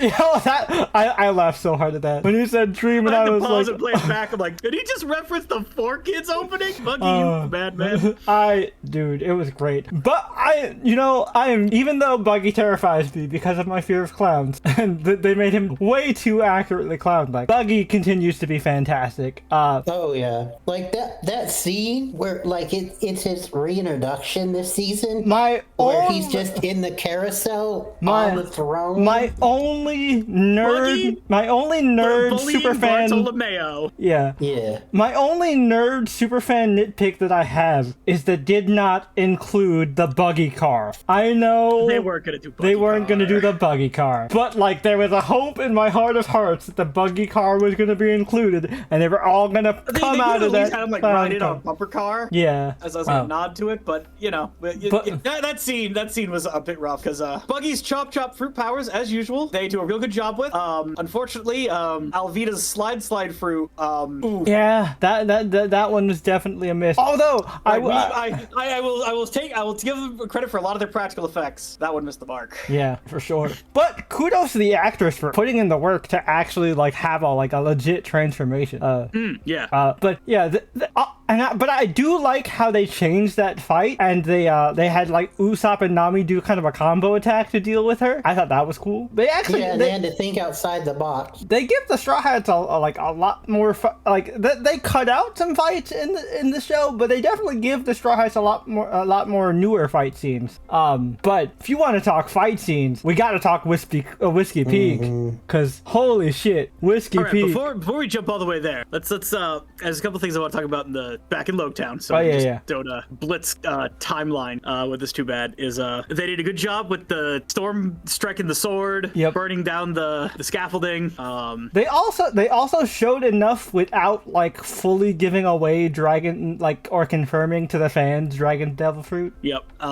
Whatever it is, the storm fruit, the weather no mi, the rain god fruit. Who knows? Yeah, the fucking man model divine rain god. The aura fruit. fruit. The bird model Thunderbird. Yep. Whatever mythic Zoan they want to throw at him, because it's all mythic Zoan base. Yep. Anyway, God, is Dragon a little Aura farmer? I mean, as he should be. Also, I'm not gonna lie, I talked about it with Cap. I kinda wish the dragon had a silly Scottish accent. All right, I just want to get this out there that I'm not, everybody should be one thing, but the monkey family goes from Scotland, Indonesian, Brazilian. Yeah. That is a that is a crazy family line. Yeah, it's an extremely mental. Everyone in the monkey family is adopted. There is no. Yep. No. There's no baseline for this monkey family. Whatever their female genes are, they're very strong because the male genes do not line up. No. It's so It's just silly. funny. It's so silly. None of them I would ever peg as family to one another. Which is why the reveal of them being family is such a shock, because it's like, what? Like, the only ones that, look alike remotely are, Garp and Luffy when they have certain expressions and mannerisms. Right. But, but they also, interestingly, both have eye scars. Yep, yeah. All three of them do. Garp does as well. And it's all on the left eye. They really, Oh, well, yeah. I think Dragon's is just like a tattoo. Yeah, it's a tattoo. Face, he put a tattoo on the left side of his face, yeah. But they were really cheeky about the whole Garp thing. Oh, this season? Let me just say, why is Garp so mad? And also, if they if you are not if you are a show only, you're just watching the live action, they did the hardest bait and switch of all time of doing the Marineford scene this early and then hard cutting to Luffy on the execution platform after that. What a weird thing. I'm like, oh hey, I guess they're introducing Ace. Nope, they're just debating people into believing Luffy is Roger's son. Yeah. Because Ace has already been confirmed for season 3, so we knew we weren't going to see Ace in season 2. But he has been cast. He's the kid who played Blue Beetle. Oh, okay. Which everyone was wanting to play Ace. Yep. After his stint in Cobra Kai. Yep. Even Inaki was really pushing for him, and he's already been hitting the gym. And I mean, if Smoker and Sanji are any indication, One Piece actors know how to do their workouts to get One Piece ready. Oh yeah, no, they're going crazy. Smoker. Oh yeah. Yeah, Smoker. That's another 3D print job right there. Holy shit. No, because I think this guy's way more handsome than Smoker is in the comic. Oh yeah. Smoker in the comic's very rough and sketchy looking. Mm-hmm. This guy looks like actually, you know what? He is also a 1-to-1 Cyrus. Oh, I could see that. Diamond Pearl, Platinum. Yeah. He looks like Cyrus. He does have that. It's the spiky white hair. He's got that same kind of. He does also have that perpetual sad resting face. Yeah, he's got a good glower. It's prettier than Smoker is in the manga, but yeah, it's still great casting. Also, I can't believe they. Yay. Yeah, I also can't believe they were able to pull off the double cigarette, cigars. Oh, he's just chomping those cigars. Yeah. And the There's effects another on cigar chomper later we'll talk about too. And the effects on his Logia were really good. I didn't expect them to be bad because smoke effects are pretty easy nowadays, but it was great. Well, they also did a good job with the charging up the rocket punches. Mm-hmm. That didn't look too bad. Turning into smoke and choking people. He does a lot more suffocation in the show than he ever did in the manga. Show Smoker does not fuck around. He will straight up kill people. Oh, he's brutal. Also, way to give him an upscale, taking out Luffy and Sanji. Yeah, right. At the same time, it really shows off that until the new power system comes in, Logias are fucking near undefeatable. It's which crazy. Also sets up for next season very well. Yep. We'll get to that later. Let's see. What are they? Oh, Nami's little. You thought we were skipping Logtown. Yep. I thought. Shut up. I thought that was a nice nod to the camera. No. It's just one of those come on, shut up, shut your face. Also, best character of Logtown, the goat. Bartolomeo, what you doing here? You gotta get to Dressrosa, buddy. you don't got time. What are you doing here, buddy? We're not supposed to see you for another 20 years. I love. I never would have imagined Buggy and Bart together, but it is the greatest thing ever. I love. He really tried for that meeting not to happen. I love that shit. It's like, let me guess, new crew member? Are you? So you're the crew's stylist? You know, I want to hate, but I really love what you got going on here. I like the coat. No, you should join my crew. I'm like, you know what? He would actually fit in really well on Buggy's crew. Now that I'm thinking about it, his aesthetic works perfectly. And I also love that, like, Nami also kind of like had a nice little interaction with Bart, and when she was just. It was so funny when she was like coaching him, and then he uses that coaching to target Luffy. Oh fuck. Oh, welcome back. Oh, welcome back. he has risen. Okay. You feel it okay, buddy? Oh yeah, I'm alright. Yeah, I'm fine. Okay, cool. Biscuit. Yep. glad you've returned to the land of the living. Just glad you're okay. You spooked me there for a second. Yeah, we had just assumed you had completely knocked out, and all of a sudden we heard noise again. It was like, oh shit. Yeah, I apologize. I'm just going to take my nap now. No worries, man. We already explained to the people that you'll just give your thoughts on One Piece in the next episode. All good. All right, much appreciated. No problem. Take care. All right, thank you. Later. But yeah, so Bart, Bartolomeo. You don't got time around anybody. Oh, it's great. It's great seeing him. The interaction with him, the interaction with him and Buggy. Like, last moment with him looking in the mirror trying to replicate Luffy's wanted poster. Yeah. Oh man, like I was watching it. I was watching it with my brother, and I'm like, I paused it right after the lightning strike, and I was like, and that was the moment where Bartolomeo found his Oshi. Also, mad respect for casting an actual sewer mutant to play right Bartolomeo. No offense, like, I'm not calling him ugly. I'm saying they did a good job with the makeup and everything to turn him into a weird sewer He mutant. also has he also was able to talk properly with those teeth. Like, I was like, it must be ADR. It must be ADR. Because I was like, there's no way they got this accurate. He was able to actually give proper speech. No way, it actually sounds like this, and then ADR did it after. Yeah, probably. But yeah, I never would have expected Buggy and Bart to interact together. I didn't know I needed it so badly until I saw it. Their styles, man. It's so good. I love the moment. It's just like, so I'm guessing new crew member, you're the crew's stylist? You know, I want to hate, but I can't. You know, you should join my crew. I love that. I love that bit. Buggy, what a winner. Oh yeah. Also, just Shay, we're not gonna have him though. Shay, we're not gonna have him for Marineford. I see. Since he's an adult, I think they should keep him from Marineford. I think they should keep him. I think they should keep. I think.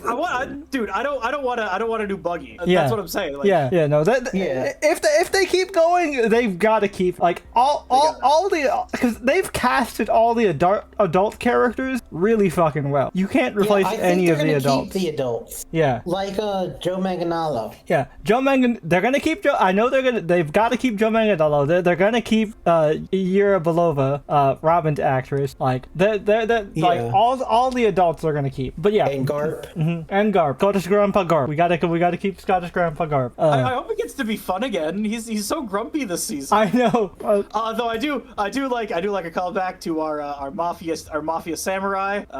Yep. Who has apparently invented new forms of push-ups. Glad to see he's doing it. Oh man, you know, there's been a whole resurgence of Bogart fans because people remembered who Bogart was. He looks so cool in the background. He does. He's got the marine coat over the mafia suit and the fucking and the big jacket. Oh, it's so good. Look. It's a killer look. It's so good. And with a katana, it's just a killer look all around. It really is. Yeah. And I also like that the thing I do like about Garp is like him pointing out the similarities between him and Smoker, which makes me kind of sad because Smoker's fallen off hard. You really get the feeling they want Smoker Smoker to be Luffy's garb, but Smoker is not Luffy's garb. Yeah, and like any other time. Yeah, and like and now they're obviously we're not going to go too heavy into manga spoilers, but they pushed definitely another character more into that position nowadays. They've set more of a direct parallel up now, so we're not really. I don't think we're going to see that, unfortunately. But it was a good homage to that. I like that, and I think Smoker's a really cool character. I love Tashigi's meeting with Zoro, and I love Zoro's just what the fuck expression when he sees Tashigi for the first time. I also had that expression when I saw Tashigi for the first time. No shade on the actress. It's Robin is so beautiful. I know, and they put her in so many amazing outfits. It's just Tashigi's the only one. Tashigi's the only one that is dressed like a normal person. She's dressed like a normal person. She's got those big old glasses, and I really like I'm a her big old coat. glasses kind of guy, but those are a little chunky. Yeah, but I really like her coat though. I do love that they kept her as a super sword artist. Yeah, like that is her whole thing, and I love like that they even included her mission of like, no, I'm gonna rob all the bad guys of their swords because they don't deserve cool swords. And they actually show the fight that happened off screen with Mr.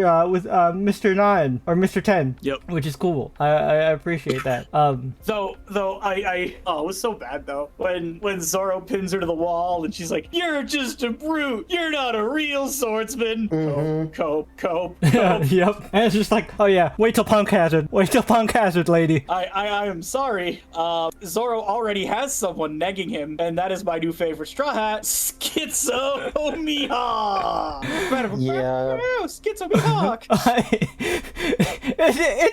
It's the most fun addition that the show has added. Just yes. Schizo Mihawk, just, oh, you're not ready for this. Well, it's like it was cool. He was doing like Baki style like imagination training against Mihawk, and I'm like, all right, that's a neat way to have him in. And then he just lingers and keeps negging Zoro, and I'm like, oh, lean forward and share, cross my arms. Now this is going places. Yeah, no, it's great. It's great. Also, there are a lot of fun Easter eggs in Logtown. Like, we get to see Ippon Matsu's shop, and it says, open for 200 years, which is a nice nod because Ippon Matsu mentions that. One of the shops that Nami visit is called the Manmeyer clothing shop, and we see a street where the opera house is that's called Figarland Square. Oh, yeah. So a lot of nods to future stuff. Eagle-eyed manga viewers, if you know, you know. The stuff is there. It's really cool. Also, I went back and I paused a couple of frames of stuff because I was helping a friend with a fact vid, and something that I found is, how they last season they hid wanted posters of a bunch of the characters that we'll never get to see in the background on certain scenes. One of the wanted posters we got that they had in Logtown on the bounty board was Pedro. Oh, it was Pedro. I thought it was Peckham's. Yeah, no, it was Pedro. Yeah, yep. You get to see Pedro on the bounty board, which is really cool. Also, speaking of Logtown stuff, Nami's actress is a hardcore One Piece fan and a manga reader. She's been a One Piece fan since before the casting. She's a huge weeb, and she mentioned that because she's the only manga reader, when she got to see episode 1 for the first time, because she wasn't on set when they filmed the scene where Dragon pulls away on his ship.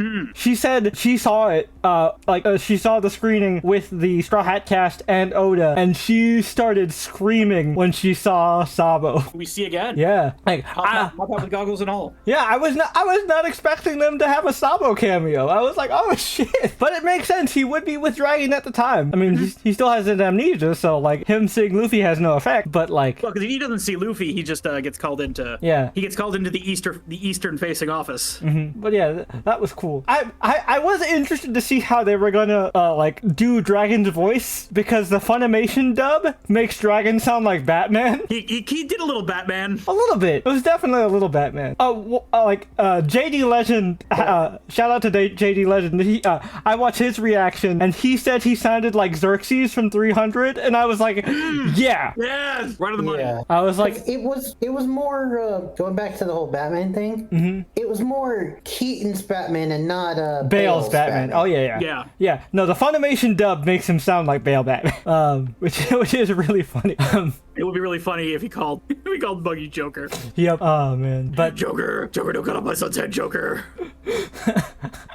Which also, I'm glad they didn't just spoil that Dragon is Luffy's dad in that first episode, because I thought they were going to change the dialogue and have him end it with my son. But I was like, but since they did that bait and especially since they did that bait and switch, I thought that was going to be the big drop at the end where he's going to be like, you know, a pirate, eh? Well, that's fine too. Go forth, my son. Instead of just go forth, be well. Right. I put my son in there as well in my head. Yeah. I thought it was what he said, but then I rewinded and put on subtitles. I was like, oh, he just did the lines from the manga. Go forth, be well. I was like, oh, okay, cool. But yeah, there were multiple like fake hints at Gold Roger this season. Yeah, I'm actually surprised they put in a lot of those. We'll talk about this some later, but like I guess now we can move to the Reverse Mountain Crocus stuff, unless there's any like more Logtown stuff we want to talk about.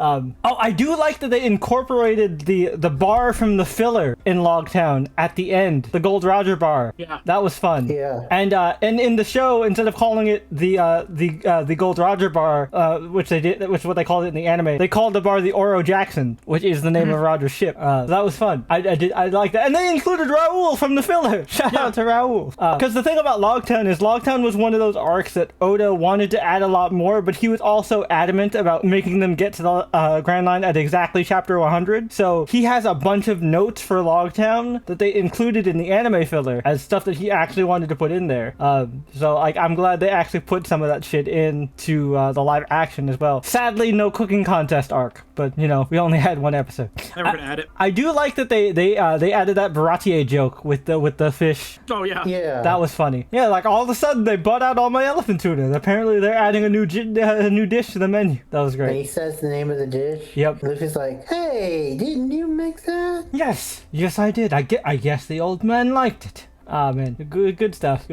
All right, so Reverse Mountain / Laboon. I mean, Reverse Mountain. Yeah, nothing major. Talked about Laboon and all that. It's the One Piece Disney ride. Yeah, nothing major. It was a really cool action sequence. I think they did a really good job. Like, oh yeah, kind of showing not much to talk about. Yep. But the crocus and Laboon stuff. I think this is one of the cases where the change is actually better than the manga. I don't know. I like it because like to fill people in who haven't read the manga.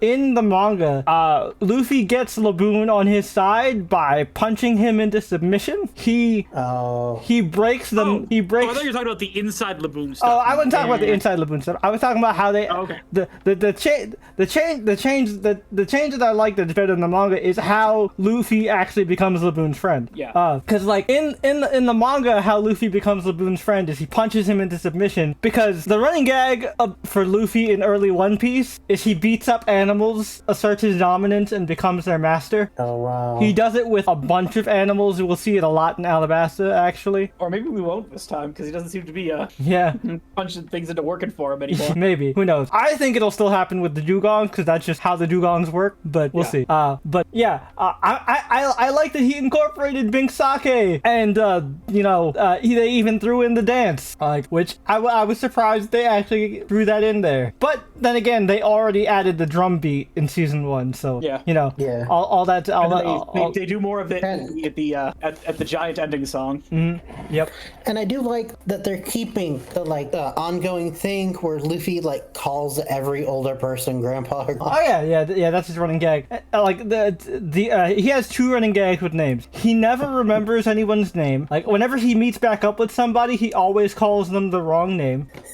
Like, unless you are a part of his crew and he sees you 24/7, he will call you the wrong name. You know, he did that with Buggy, with Bunny, and shit like that. The only person whose name he gets correct is Alvida, because he respects women. Equal rights, equal fights. Only Sanji has a unique brand of sexism. I really like that part. The inside Laboon stuff, I'm a little mixed on. Although it has probably the funniest line of the entire show with Zoro and the. Oh yeah. All right, Zoro, what's your plan? I'm gonna punch it. I'm gonna hit it with my sword in the little punching bag thing in the back of its throat. You mean it's uvula? Oh, so it's a girl. I fucking died laughing. Same. I had to pause it because it's not just his delivery, which bravo to him with the delivery, but also Emily Rudd's reaction. Oh yeah, that was great. 2 swords are gonna fix this problem, Zoro. Got it. Building a bigger sword. Big sword. Yeah, that one was great too. Also, I love the interaction they have where Nami's just like, well, at least I didn't break the shit with my huge muscles. And then Zoro smiles and goes, that wasn't a compliment. It's not a compliment. Yeah. That was so good. And then Usopp and Sanji, like finding the piece, and then the fucking Mr. Nine coming to life and going after them was fun. Yeah, I like that. I'm not touching it. You touch it. No, I gave you the pep talk. You got to do your thing now. Which, like, props to Jacob Romero. My biggest critique of Jacob Romero in season 1 of One Piece live action was that he wasn't enough of a bitch. He was way too cool for Usopp. Now he feels much more like a bitch. And again, I'm saying that lovingly. Usopp is supposed to be a bitch. He is part of the weakling trio, the coward trio. Which, even in the finale where he's like, because the I'm gonna watch over Monster them. Trio and the Weakling Trio feels a lot narrower. Yeah. In the live action. Yeah, because Nami fights a lot more, and she's more competent. Like, not to say that Nami's incompetent in the manga or anime. It's just that, like, Nami is more of a glass cannon in the manga and anime. Like, she can hit people pretty hard, but she takes one hit and she's down. But like in the live action, like Luffy is like a legit monster. Yeah. In the manga, like a lot of these people who get one over, like the only person to really get one over on him is like Buggy. Now and then in East Blue. Yeah, because Buggy has his hard weakness because Luffy is weak to piercing damage. Oh, that, and he's pretty experienced. Yeah. For where he's in. But also there's and like Arlong is rough, but he comes out on top. Yep. He gets a lot more help in his fights from like Nami and Vivi and stuff, and it's I don't know. I'm up in the air about it because it's like it makes Luffy feel a lot weaker. It definitely does.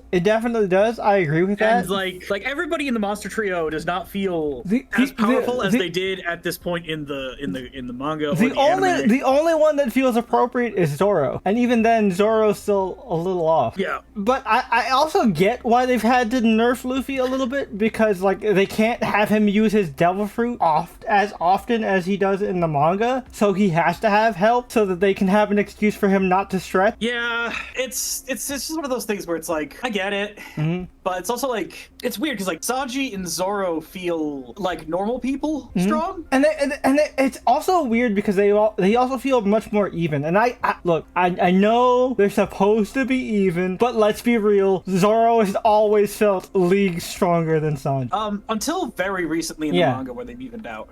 But like in early One Piece, Zoro felt way stronger than Sanji. But yeah, until Sanji breaks out his super mode. Yep. And then he catches up a bit, then he falls behind, then he catches up a bit, then he falls behind, he catches up, and yep, that's the cycle. Which we need to move on so that this doesn't go on forever. But sorry. Reverie. I really enjoyed the Brook stuff to just kind of wrap up the Laboon stuff. I really enjoyed the Rumbar Pirates flashback. Shout out to the actor who played Calico Yorkie. Fucking spot on. Also, the Calico Yorkie also a lot of weird like they added a lot of like tribal mass and stuff to it. And I'm like, that's a there were some weird choices in that as well. But yeah, as far as Brook goes, just also want to point out that I'm not the first one who mentioned this, but kudos to the actor and the team for incorporating the Brook laugh without it seeming out of place. Oh yeah, it's perfect. Honestly, I'm really surprised at how well every actor just really commits to the laughter styles. Like the main actors anyway. The Giants were a little rough. Yeah, the Giants were rough. We'll get to the Giants. But yeah, so now we can talk about we did Laboon. So now we can get to Whiskey Peak. So Whiskey Peak. A lot better in the. I think they handled it a little better in the live action. Oh yeah, they definitely definitely did, because they got rid of the bullshit side arc where Luffy and Zoro fight for no reason. Yeah, now it's just Zoro versus his self-delusion. Yeah, which was great. And I also just love that he just kept his kill count. He did it on kill count. Because at first I kind of expected, and this is going to be a weird call out, but it'll make sense, for them to do something like Power Rangers SPD with a where they actually showed the counter on screen. Oh, yeah. Yeah, I wouldn't have been surprised if they had done that. But yeah, I love that he actually like counts out loud, and also he's just straight up murdering people. It just makes me every time he kills somebody, I always think back to episode 1 Luffy of live action. All the pirates I know aren't thieves and murderers. That's not me, Zoro, a thief and a murderer. Yeah. Oh man. Yo. And also, I love that he got to incorporate more of the do-rag of death. Yep. Like, he means business when he puts on the do-rag of death. Yeah. And the scene right before it with the nun with like the pseudo pepper spray. Yep. So I guess God is canon. Yeah, right. I mean, we already know the afterlife is canon in One Piece. Yeah, but I guess aside from Joy Boy, there is another. Yeah. Capital G God exists in One Piece now. I guess it'll give a whole nother dimension to when we see Jesus Burgess. Right. But yeah, Whiskey Peak was fun. When I saw Mr. Five roll up and he was about to fight Zoro, I was like, Mr. Five, no! You're a black man! Get out of there! Yeah. That's him! Minority Hunter!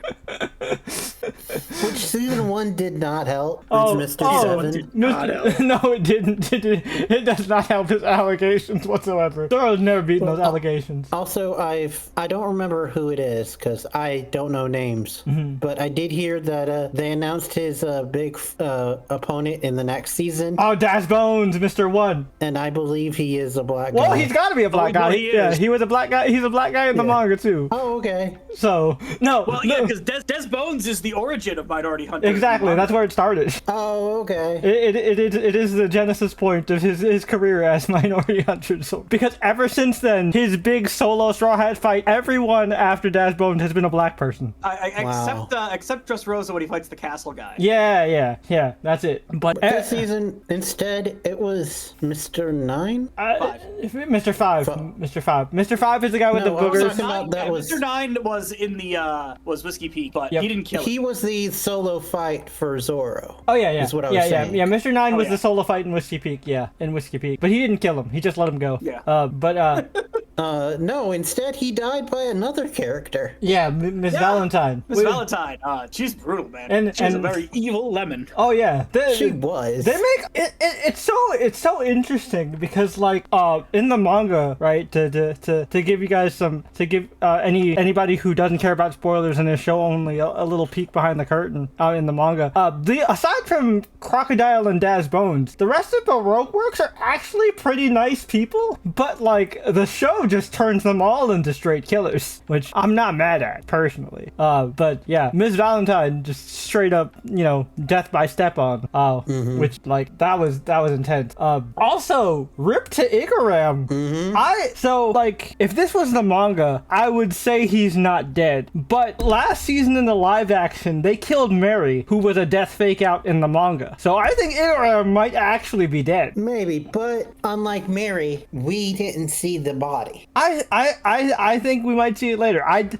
This live action show is not afraid to kill people off. No. So like I actually think Igaram might be dead, and I think it would cheapen that sacrifice, that like funeral moment if he gets brought back, which is why I think he's actually going to be dead. Okay. Because otherwise, that it feels wrong to do that. You know what I mean? You take all that time to have a really nice, meaningful funeral moment, which yes does happen in the manga, and the fake out happens in the manga. But like because this show is not afraid to kill people, I think Igaram will stay dead, and it will serve as a really good motivation for Vivi. Well, see, here's also the thing now is that they've set up is anytime we have a quote unquote fake out death, we won't know if it's real or not. Yeah, and until we get to the point where they come back, where they would come back in the story. So we'll find out next season if Igaram's still alive. But even though I really like the actor and I think the actor did a great job, he was another one that just wasn't afraid to embrace the silliness, which I appreciate. Though I do have one problem, is that the hypno dance worked on Luffy, who is uniquely asexual immune to feminine charms. Yeah, he's asexual. That shouldn't have worked on Luffy. Other than that, congrats for wearing that wig the whole time, even though it was supposed to be for a weird man with a triangle for a head. Yep. He pulled it off with a human-shaped head. And he also, like, actually embraced the ma thing every time. Oh, yeah. Which I really like. And he killed it on the saxophone. Oh, yeah. Oh yeah. Like, that was great. I believed he had magic saxophone powers like that one guy from Trigun. Yep. And I do like how they brought him back in flashbacks later. That's another The reason. Reverie, can we talk about the Reverie flashbacks? Oh, yeah. Those were fucking... The Reverie flashback was great. Cobra, man. This was our first time. This is the first time seeing Cobra. President Hamburger, King Taco, King Dracula, Which from are- Party City. Which are actual One Piece politicians. Like, he's not just pulling names out of his ass. King Hamburger. Is King Dracula one of the ones from Real Reverie? Yeah, I think he's King Isabella because he's the king of the Lucia kingdom. Oh, yep. Yeah. His name is King Isabello. His name is King Isabella. Isabella, right, yeah. But he's Party City Dracula. Yep. We had King Taco, President Hamburger. President Hamburger is the Abraham Lincoln looking guy. Yes, he is the representative of the America country in One Piece. There were a few other kings there. Walpole looks great. Yeah, Wapol looks great. I think I saw somebody claims to have seen Riku there, but I didn't see Riku. But apparently King of Riku was in the background. Oh, I'll have to go to look again. But yeah, then we get to the next episode, which was Little Garden? Wasn't that Little Garden? Yeah, it was Little Garden. So all right, so this is where the hate comes in. I did not like the Giants. No, they didn't break their weapons. Yeah, they did. Are you really scared to ruin those props that are obvious props and not swords and axes? Come on, guys. They broke them at the end. At the end, did they? at the, yeah,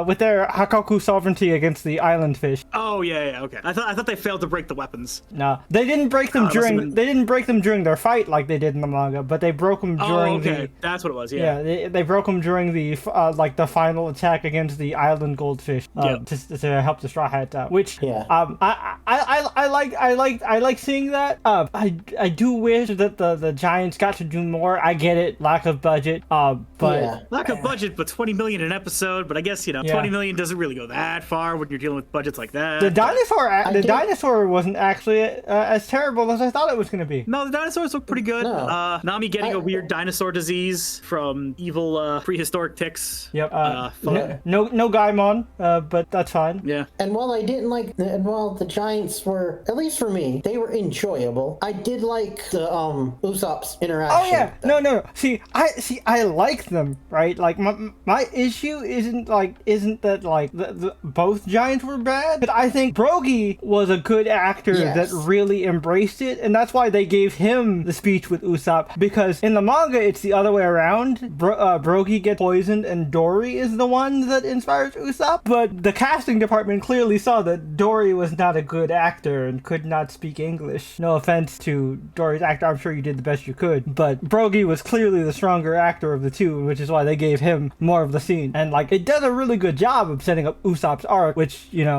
is something we'll see all throughout, and honestly is kind of a thing, you may get tired of over time, because it's like, all right, Usopp, you've had this story before. It's cool. You're good. You got it. Get a gun. Sorry.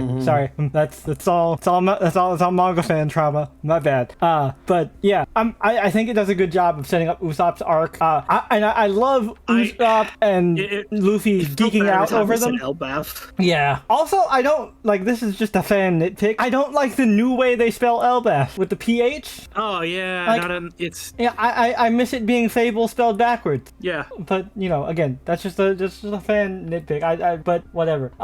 It's just Usopp and Luffy's like geeking out over the Giants is really cool. I like that, like, they basically each choose their favorite wrestler. Yeah. And are like fucking freaking out over it. Little Garden is also where we get to see one of my favorite recurring tropes in One Piece villains, which is scary evil child. Oh yeah.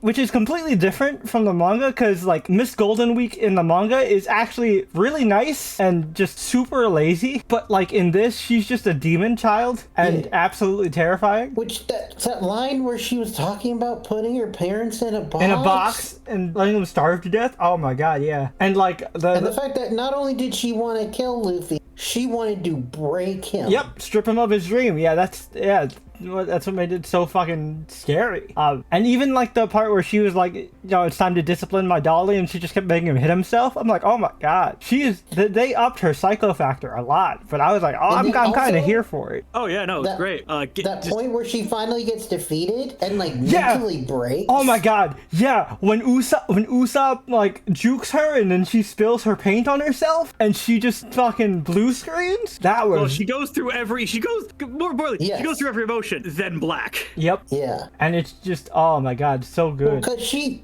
had previously they had hinted at that because she was like, black is every color. So then she gets every color on her. Yep, and it ends up making black. Yeah. But yeah, now we can really talk about Galdino. Oh my god, Galdino was so good. David Dismelchian, oh my god. Which by the way, he said that initially he did not know what the show was, but his son was the hugest fan that he knows. Which, fun fact, he said that the second is actually a newer friend of his, Juju. Oh, nice. They're actually fans IRL. Nice. Straw Hat Goofy for those that don't know. But yeah, like it was really cool. I love Sanji's line when he first goes into Mr. Three's house. Red wine, chains, candle wax. Somebody had a good time here. That whole little Sanji. They do such a good job of showing Sanji's Mr. Prince espionage side quest. I love that shit. And then I don't like how much trouble he had with the unluckies. With the unluckies, yeah. Because like it turned into like a comedy scene of him getting like really pushed around by them until he decided to just snap its neck, kick the otter a couple times, and I'm like, you could have just started with that. Because then was the whole like casual Mr. Prince on the couch holding the speaker thing. Yeah, because like, but he's like, because he you know he dispatches them with no effort in the manga, and he just kind of lights his cigarette and has that conversation with Mr. Zero. Yeah. But this also it feels the Straw Hats are weaker thing. Like I know you wanted to show the unluckies as like not a thing, but you did it at the cost of making Sanji not feel like superhuman. Yeah, and like oddly enough, and we'll get to Chopper when we get to Chopper. Chopper seems stronger than he should be. Like I said, they raised the floor, they lowered the ceiling and raised the floor for the Straw Hats. Yeah, but yeah. So Mr. 3 and Golden Week were really good. Like how sadistic Mr. 3 was. Oh, dude, yeah. He fucking had a full-on like Hannibal Lecter just monologue about everything. It's so interesting. Like they gave him this like serial killer type vibe, and I'm totally here for it. And then at the end where he straight up kills her. Oh yeah, he's like, oh, you're not gonna tell him nothing. Just fucking waxes her to death, suffocates her. She's gone. It's a lot of suffocation this season. Oh yeah. Go to sleep. Yeah, no, she ain't gonna be in season 3. We thought she was gonna have a fight with Nami next season. Nope, she's dead. Which makes me wonder, they killed her off. Who's Nami gonna fight now? Which makes me think that they're gonna change it so that the fight next season is gonna be like a duo fight between Vivi, Nami, and Robin. Which they did in this season have a scene where they do a lot of setup of Vivi and Robin interacting with each other. Which is interesting because like they never interact in the manga because like well, that's not even what I was gonna say. What I was gonna say is they did have a fight scene where Nami and Vivi team up. A lot of Vivi team ups this season. Oh yeah, they're definitely showing a lot more Vivi because it's really interesting that they're setting up Robin as an antagonist for Vivi because again they don't really interact in the manga, so much so to the point where when Vivi gets reintroduced, Robin sees her picture in the newspaper. It's like, hey, isn't that the one princess you guys hung out with when I was trying to kill you guys? Princess what's her name? And then but Princess Blue Nami. Yeah. but yeah, so it's really interesting. I also like the subplot like of Robin being like the fucking female recruiter for Baroque Works. Well, she's like recruiter plus cleanup. Yeah. And she's like, I'm sick of fixing the lower agent messes. Yep. Which, man, Robin is great. Robin is great. Like they get to really show all the aura of bad girl Robin, which is fantastic. And the outfits they have her in, my goodness. They do this like kind of semi nod to her Annie's Lobby outfit with this all black leather shit, and I'm like, oh man, that looks good. If I was Wapol, I would do anything she said too. Yeah. After we get to the Little Garden. Yeah. So after Little Garden, we move on to Drum Island, which I gotta say, episode 7 is the best episode of the series so far. The Hero Look flashback was amazing. It was way longer than I expected it to be. And it hit. It really hit. His "When Does a Man Die" speech. Oh man. Yeah. It's so good. I know that actor, and he's like one of those faces, but usually he's known for playing like asshole bosses. Interesting. And here he's so different, and I love it. And like you were saying though, piggyback on what you said just a minute ago, this show like is really good with like flashback episodes. I think one of the best ones of last season was the one where it featured the Sanji flashback. Yeah. Baby Sanji. Yeah, because that's the thing, right? That's as you get into One Piece, the thing you will learn is that Oda cooks when it is flashback time. Yeah. Well, the live action is keeping that up. Oh yeah, no, that's what I'm saying. Like they're really keeping the spirit of One Piece of like when it's flashback time, you better get ready for a ride, and you better bring the tissues out because some tearjerkers are about to happen. Also, just want to say that I know a lot of people were gearing for Jamie Lee Curtis, but Kate Segal knocked it out of the park. Side note, she's got to feel real bad now because the only reason she didn't take the job was because she took the job for Borderlands 2 and it conflicted with the schedule. You mean Borderlands the movie? Yeah, Borderlands the movie. Yeah, and it conflicted with her schedule. She must feel real bad now. Horse. Definitely wrong horse. But Kate Segal did a great job as Kureha. Yeah.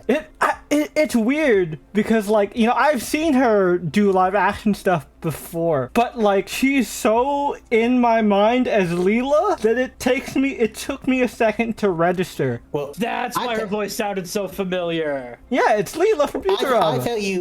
I tell you, you want to go one step even further about like comparison of roles. This to Peggy Bundy. Peggy Bundy. She was also, if you were a real 90s kid, you'll know this one and get ready for a blast of nostalgia. She was the Smart House in the Disney Channel original movie Smart House. Yep. And also, if you're a fan of like what we've like collectively on the podcast referred to as like dad shows, if you know Sons of Anarchy, she played a big role in that. Yep. But yeah, she did a great job as Kureha.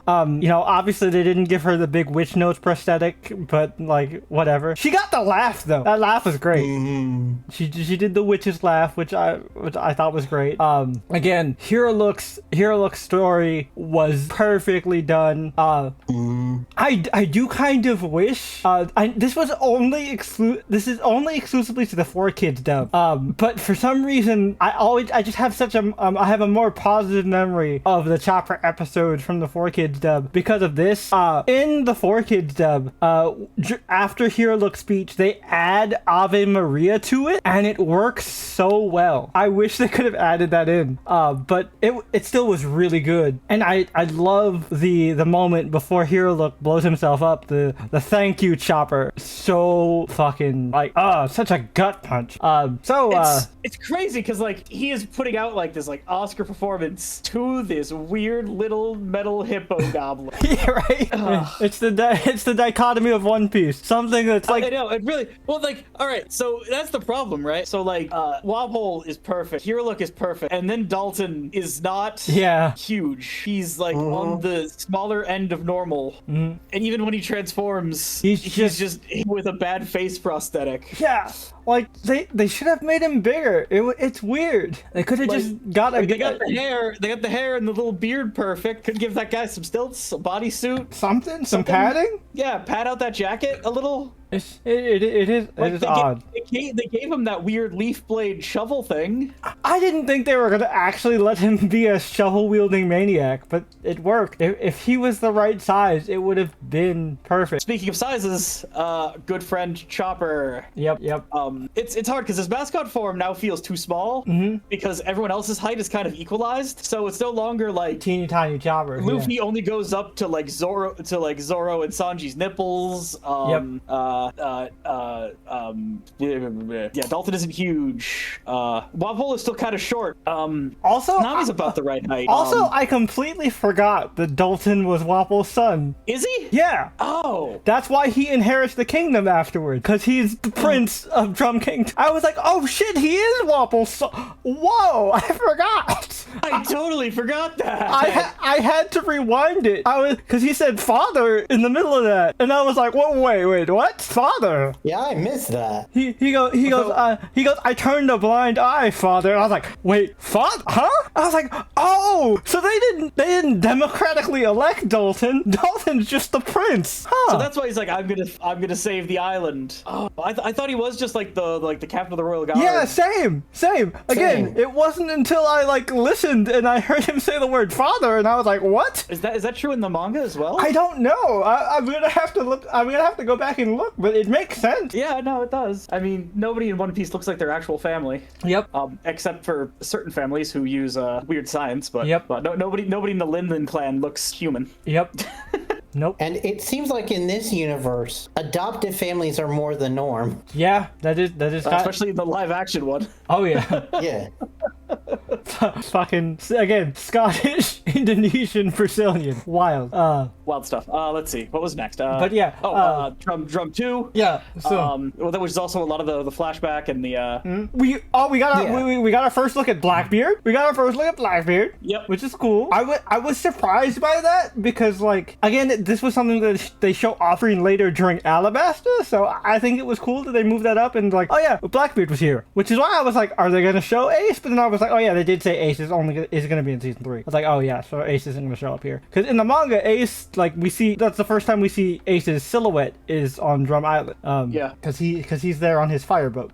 Yep. But yeah, so that was cool. I like the bond that Dalton and Chopper have, and also Koreha being a tsundere and being whatever, get out of here, you useless piece of shit, you ungrateful little fucker. Yeah, that was good. I liked. Yeah, I love that. But then we had the moment where it's she put the bag in. Yeah, that was adorable. Also, Chopper cursing was weird to me. I don't know how to feel about it. I don't like Chopper cursing, and I don't like Luffy swearing. Yeah.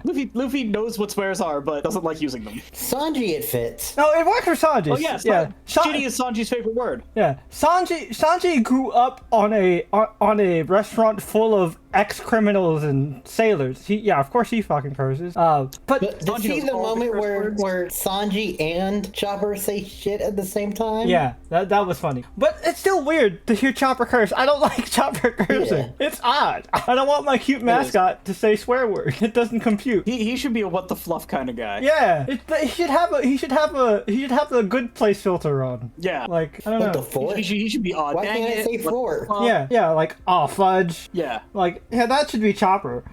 Especially they should turn his swears into candy puns because he's obsessed with sweet. Some shit like that. But maybe they'll fix that later. Also, the saddest point in the show, it's got a skull and crossbones on it. That means it can do anything.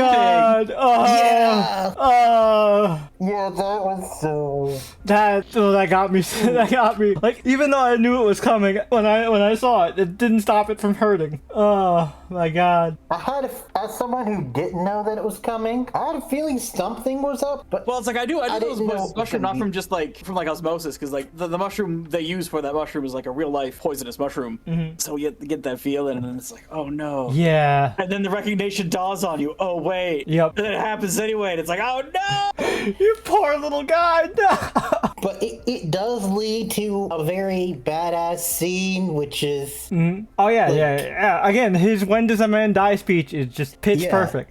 Yeah. Also, not only that, but also him just like casually throwing all the bombs. Also, man, like, if Dalton and Chopper were the appropriate sizes, that moment where they have that clash and he says, "Go, it's what your father would have wanted," would have hit so much more. It still worked. Yeah. But, like, again, if the sizes were right, it would have just been chef's kiss. Yeah, can we, I gotta say, the mascot form, the little brain point is good. Yep. Reindeer point is, the like, CGI forms look okay. Yeah, walk point is fine. Walk point is fine. I like walk point. Like, the reindeer eyes are a little too big, a little too Disney, but they gotta be for, CGI expressions to work. And, it keeps cohesion with brain point. Yep. That his reindeer face is also a little off now, and he can't just turn back into like a regular ass reindeer. yeah. Yeah. And it's just and it's just the hybrid form. But then we get the human point. Yeah, the hybrid form. And, I just don't like it. It looks too much like a Labubu. The makeup they do on the actor's face to give him like reindeer-ish features is real bad. And anytime they put fur on the fur abs on the bodysuit, just it doesn't look like weird human muscle under fur. It looks like they drew abs on the fur. You know what it kind of reminds me of? Huh. In a weird way? A bit of Jim Carrey's Grinch. Yeah. Also, Yeah, with the way the face paint is, it's got that like grinchy, hooey kind of look to also, it. I don't like. I think this is just a mistake to any CGI creature. The teeth look weird. He's got like a weird overbite. It's giving very much ugly Sonic. Yeah. Like I know, again, budget, I get it. I'm giving it a pass, but like, man, like the human form is just not it. It's not it. And like that's saying a lot, being how good they've done in the costume department. Like, some people didn't like Wobble's mecha mutant soldiers, but I thought they were pretty fucking cool. It gave me like Toku fodder soldier vibes, and I was here for that. Yeah, it did, for sure. My only problem is how much trouble they were giving Zoro. Yeah. Like, I get it. At this point, Zoro can't cut metal, but like, he's in the monster trio. He should be mopping these guys up and like. Like, I get that. I get Usopp having trouble with him because it's Usopp, because he refuses to pick up a fucking gun. We saw what Greyhawk do. Come on, Usopp. Greyhawk with the double barrel shotgun, which cackling and blowing dudes away. That was fucking awesome. It's so unnecessarily cool. Like, it's like, but even all right, that, she can blow these guys away with a shotgun, but Zoro can't just like kick him off the street with like just like a big boot. Yeah. Come on. Yeah. Make my guy feel like a monster. Yeah. No. They didn't even bring out the third sword. Yeah. It's so weird that he just has not used Santoryu like almost the entire season, except for during the 1 versus 100 at the very end. Even that, he only did it. Couple dudes. Yeah. He only did it for the quote unquote elite members, like the last 7. Yeah. 6. Like I do think it is building up to Cap's theory of when Zoro fights Daz Bones in season 3 or 4, and he cuts metal for the first time, will be where he calls out his technique name, and I think that'll be the scale up point. So like, I can see that. I think that might be what they're building up to, but it does still feel lackluster in terms of like the strength. I feel you. But it's still pretty solid overall. The reveal of Mr. Zero / Crocodile, chef's kiss, man, good stuff. He's in a full comic accurate alligator skin vest, the fluffy coat. He wilted the shot before we see his face is him wilting away a flower. Yep. He does the like, oh. He is just milking it. The way he just savors saying Eco Robin. Oh man. He's like licking every syllable as it comes out. It's beautiful. Yeah, this guy loves being Mr. Crocodile. And the thing is, like, they gave they gave Crocodile's costume the kind of padding to give him a physique like Crocodile has. But they couldn't do that for Dalton, which is weird. The only thing that he's almost like a live action version of Kingpin. He's so wide. He's a wide boy. He's a big boy. He looks great. I love him. The only thing that I wish that would have made it like 110% instead of 100% perfect is if we got to see the Banana Gator. Oh yeah. Which we did see a tank of water behind him. Yeah, he's in the fucking evil water casino. Yeah, we did see the tank. We just didn't get to see bananas. We saw a silhouette of a crocodile. Yep. Swimming by. Oh yeah, and the weird crocodile lock. Yep. Mechanism and thing. I do love that on his 3D reveal bounty poster it said bounty classified. I was like, oh, that's nice. That's nice. The warlord. So they also, didn't have on they had the child picture of Robin on the wanted poster, which makes sense because she doesn't get her adult wanted poster until she joins the Straw Hat. Right, but they don't have it as Nico Robin the Devil Child. Yeah, that was the only thing that was weird. She did not label her as Devil Child Nico Robin. But yeah, it was cool. It was cool. And also, there's a crocodile didn't call her Devil Child either, which she's like, yeah. Come on, man, just give her epithet, Sir Crocodile. Also, but I do, and I also his name. I think Sir might be his name. Actually, no, I think it is his epithet. His epithet is Sir Crocodile. Okay. The other thing I like at the end of Drum Island is the Goldie Roger name drop. Oh yeah. And the the Will of D lives on. I love that. I like that they lean into that more. One thing that I thought was that part. Gold Roger. Yeah. That's what they're calling him these days. Yeah. Yeah. Of course you know 140-year-old granny. Yep. Yeah. One thing that I thought was a little weird. There was no post credits this season. Yeah, but also I think that was just because they're filming back to back, so probably by the time they finished, they just jumped to filming the next season, so they didn't really I film think the also, post credit. I feel like the crocodile reveal basically the post credit anyway, but they that's true. That's true. Yeah. Also, now in hindsight, the post credits in season 1, while cool, was a little interesting. It was misleading because I think the post credit season 1 was just the beginning of Logtown. No, the post credit scene was a mysterious figure burning Luffy's wanted photo with a cigar. Oh yeah, it was just a smoker reveal. Yeah, it was just a smoker reveal. Right. Yeah. But yeah, I was thinking that the post credit scene was gonna be Ace looking at Luffy's wanted poster. That makes sense. Maybe they didn't want to do that because it would be too similar to the smoker one. Yeah, true. Or because I don't remember because it's been a long time. Did they do the scene where Mihawk shows Shanks Luffy's poster? No. Oh yeah. Yeah, they did. Okay, I couldn't remember. I don't remember a lot of Shanks. Oh no, cause it was one of the last it was in the ending montage. Okay, because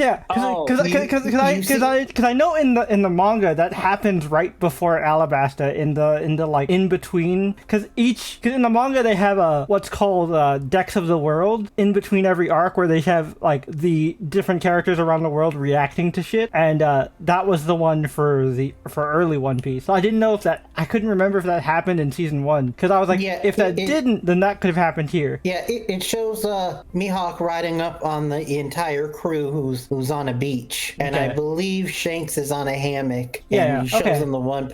And they like have a brief like, I don't feel like fighting today. And he's like, that's not why I'm here. And shows them the poster and shakes us like, the kid did it. And they have a drink. Okay, cool. Yeah. That was the scene. All right, so it did happen. I couldn't remember. It's been a long time since I've seen the first season. But yeah, I feel like that's everything. I feel like we covered everything. We did and more. We did the whiskey. We did Whiskey Peak. We did Reverse Mountain. We did Drum. Yeah, we're good. We did Little Garden as well. Yep, we're good. So final thoughts and ratings. I'll start. I'll be honest with you guys. I mentioned this off screen. I graded the first season on a big curve because all live action anime adaptations thus far have been terrible, and it wasn't terrible, so I graded it a lot higher than it honestly deserved. And you know, I'm still happy with it. I do acknowledge that the first season has a lot more flaws than I brought up last time, and I will say briefly that I still have a problem with Inaki. While I like Inaki as an actor, and I think he really does embody Luffy's personality well, I still think he has the problem of not being able to match Luffy's tone. But I also think that's more of just a problem of Luffy's tone not translating well to live action. Because like Luffy does do a lot of yelling, but like when Inaki does it, it's never the proper type of yell, if that makes sense. His happy and angry are too close together. Yeah, and like I talked about this with Brian. When he's on the execution platform and he's laughing in the manga and in the anime, it's more of a I'm gonna die. This sucks, but okay. In the live action, he's like on some Joker shit, like unhinged, crazy laughter. Super weird. And his last shout to get Chopper to join the crew was like. Yeah, that was a little cringy. It's not his fault. I just think that particular Luffy mannerism doesn't translate. I honestly think much. Well, the problem it's like, well, the thing is, like, he's trying to match Luffy's energy from the manga, but everyone else is way more realistic, dialed back. Yeah, like Nami isn't as abusive, Sanji isn't as perverted, Zoro isn't as grumpy. Yep. Usopp isn't as cringy. But Inoki is still 100%ing sometimes, but not 100%ing other times. Yeah, I think if he was more consistent on when he 100%ed, I wouldn't have as much of a problem. I think everybody else has found their level of character. He hasn't fully settled yet, is my issue. One last problem I had is, speaking of going 100%, Sanji revealing any percent of his backstory this early in One Piece. Yeah, it was super out of character. I mean, like, it was cool, but I was like... He takes the existence of cooking for his mother is a secret he takes to his grave. Yep. He doesn't reveal that until the New World, like when they have been through hell and back. Like, he doesn't even reveal it to the Straw Hats. He reveals it to like his love interest of the arc. The Straw Hats don't know yet. They still don't know right now in the story. Yeah, his backstory is, and the thing is, he reveals his backstory, and then the character happens to have memory altering powers. So no, he didn't reveal his backstory. Yep. As far as he's concerned, his backstory is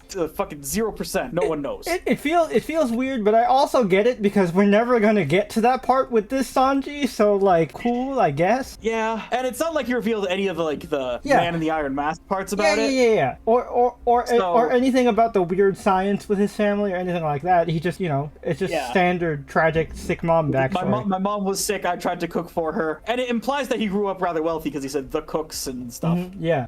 And she referred to him as her prince and things like that. So I think they did that to kind of give a little context to Mr. Prince. Yeah, but which like cool, but it also kind of like takes away. Again, I know it's because we're never gonna get there with this cast. So, but like it takes away the of the reveal later on when we get Sanji's backstory part 2. But yeah, like also just one last like little bit of love. I did not know Emily Rudd was built like that. Like she gets dressed real plain. She's got a cute little body. When in episode 3 when she was in the Nami bikini top, I was like, wait a second, Nami, whoa! There was a reason all the guys just stopped dead in their tracks. Right? It wasn't the snow, I'll tell you that. It wasn't just Sanji doing that too, which is funny. Yeah, it was Zoro, which like was odd to me for a second. I was like, whoa, Zoro is like battle sexual. Yeah, exactly. Or like he's got eyes for Kuina and Kuina's reincarnation only. And Momonosuke. No, I think Momonosuke's hot sister. No, he doesn't care about her. You don't think so? She's not sword related. No, it's true. She did give him a sword at least. She gave him a sword, and that's the only time he showed interest. Fair. But yeah, okay. So again, graded it on a curve. I still have some of my problems that I had with the first season, but it is a vast improvement. So I'm gonna give my updated rating of season 1 now that I've had more time to think about it and I've kind of lowered down the rose-tinted glasses of, oh my god, they made a live-action One Piece actually tolerable. My like updated score on season 1 would be like an 8. And I'm gonna give season 2 a 9. It was a big jump. I have a lot of fan nitpicks, but if I'm looking at this from the perspective of like somebody who's never seen One Piece before and like how the show is put together, it's a huge improvement. It's more streamlined. The side plots actually work. The pacing is good, which is like the biggest issue One Piece has as a whole. I'm giving it a solid 9. All right, Brian, what about you? If I remember correctly, I believe season 1 I gave it 0.5. And I don't go too much into my final thoughts because I've already said it. I really love season 1, but it's still not perfect. But it is big enough of a change that I think I am going to give it a 0.5 higher and give it a flat 9 myself too. All right. Last but certainly not least, Kat, final thoughts thoughts on rating? Oh, okay. Well, I don't know. It was a lot this season. There were parts I didn't care for a lot. There were moments that were really good, but I don't know. Maybe it's too much. Maybe I got too much old fan in me. But yeah, I see that was the thing that I really had to do, was like take the fan out of it and like look at it from like the perspective of like a Brian, like, you know what I mean, like someone who doesn't have over a decade invested into this shit. Because I will give my New World opinion. I'll give it a New World 6, because I cannot separate my feelings for One Piece with my feelings with the show. Oh yeah. And there's just like they're making all these weird little changes. Oh yeah, if I had to throw fan bias into it, I would be along those lines as well, for sure. I'm with you. You know, like I can only give my New World score. It's like I can't. These feelings are too deep. I have been reading One Piece since like the mid to late 90s at this point. Yeah, dude, and totally get it. And also, this kind of continues a like weird trend on the podcast where the guests are substantially lower. Which, you know, understandable. Like, again, if like I'm actually with Cap if I like include my fan bias score, but like I've done this long enough where I can cut that off and just go into review mode, and it, like, looking at it from a TV show, like, non-fan investment perspective, yeah, I'm still gonna rank it higher because of the substantial improvement that it brought, like, in comparison to season 1. Yeah, and I just got the fan, like, it makes me worried for future events, because like a lot of these, like, oh yeah, because a lot of the micro calling attack names way less.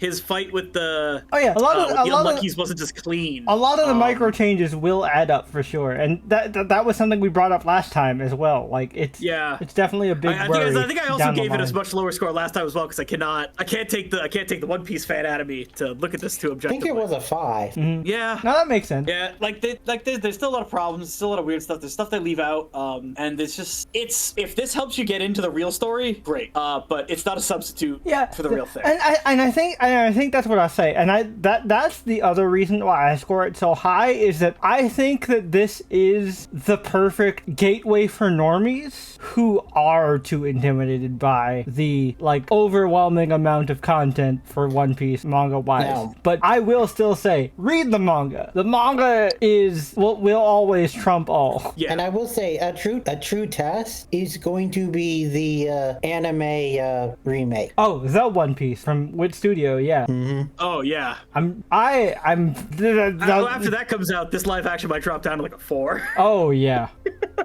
Which also, by the way, in case you didn't hear, there is another anime that is doing that. Oh really? Oh, Super. Really? They're gonna. I thought Super was just going to be a continuation to the next arc. They're doing both. Oh, they're gonna. Oh, cool. Resurrection F again.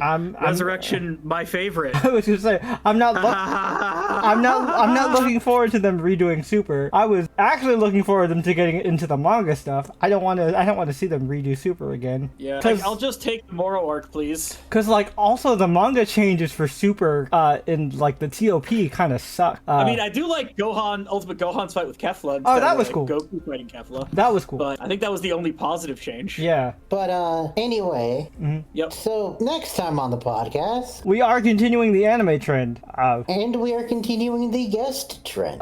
We couldn't have Cap on for 2 episodes because we were like we don't want to double up too much. Even though Cap could have came on for this one, because it is a franchise Cap is very familiar with. We are going to be doing an episode next week's episode on Fate Strange Fate. Ooh, fun. And don't worry, Gil fans, I'm on your side. I'm with you. Don't think there's gonna be slander for the goat. All right, little slander. Just friendly slander though. Only good slander. Yeah, don't good-natured slander only. Don't listen to the haters. So we do stand Rintar.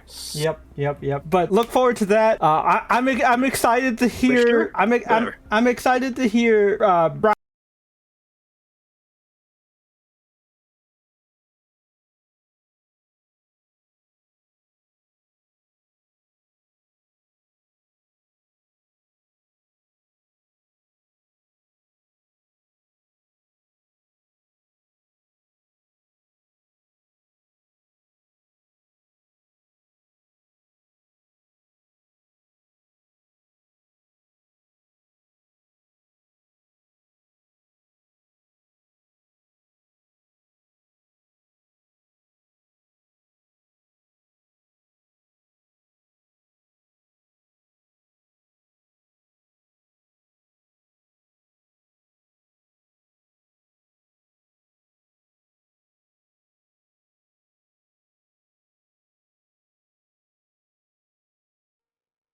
you.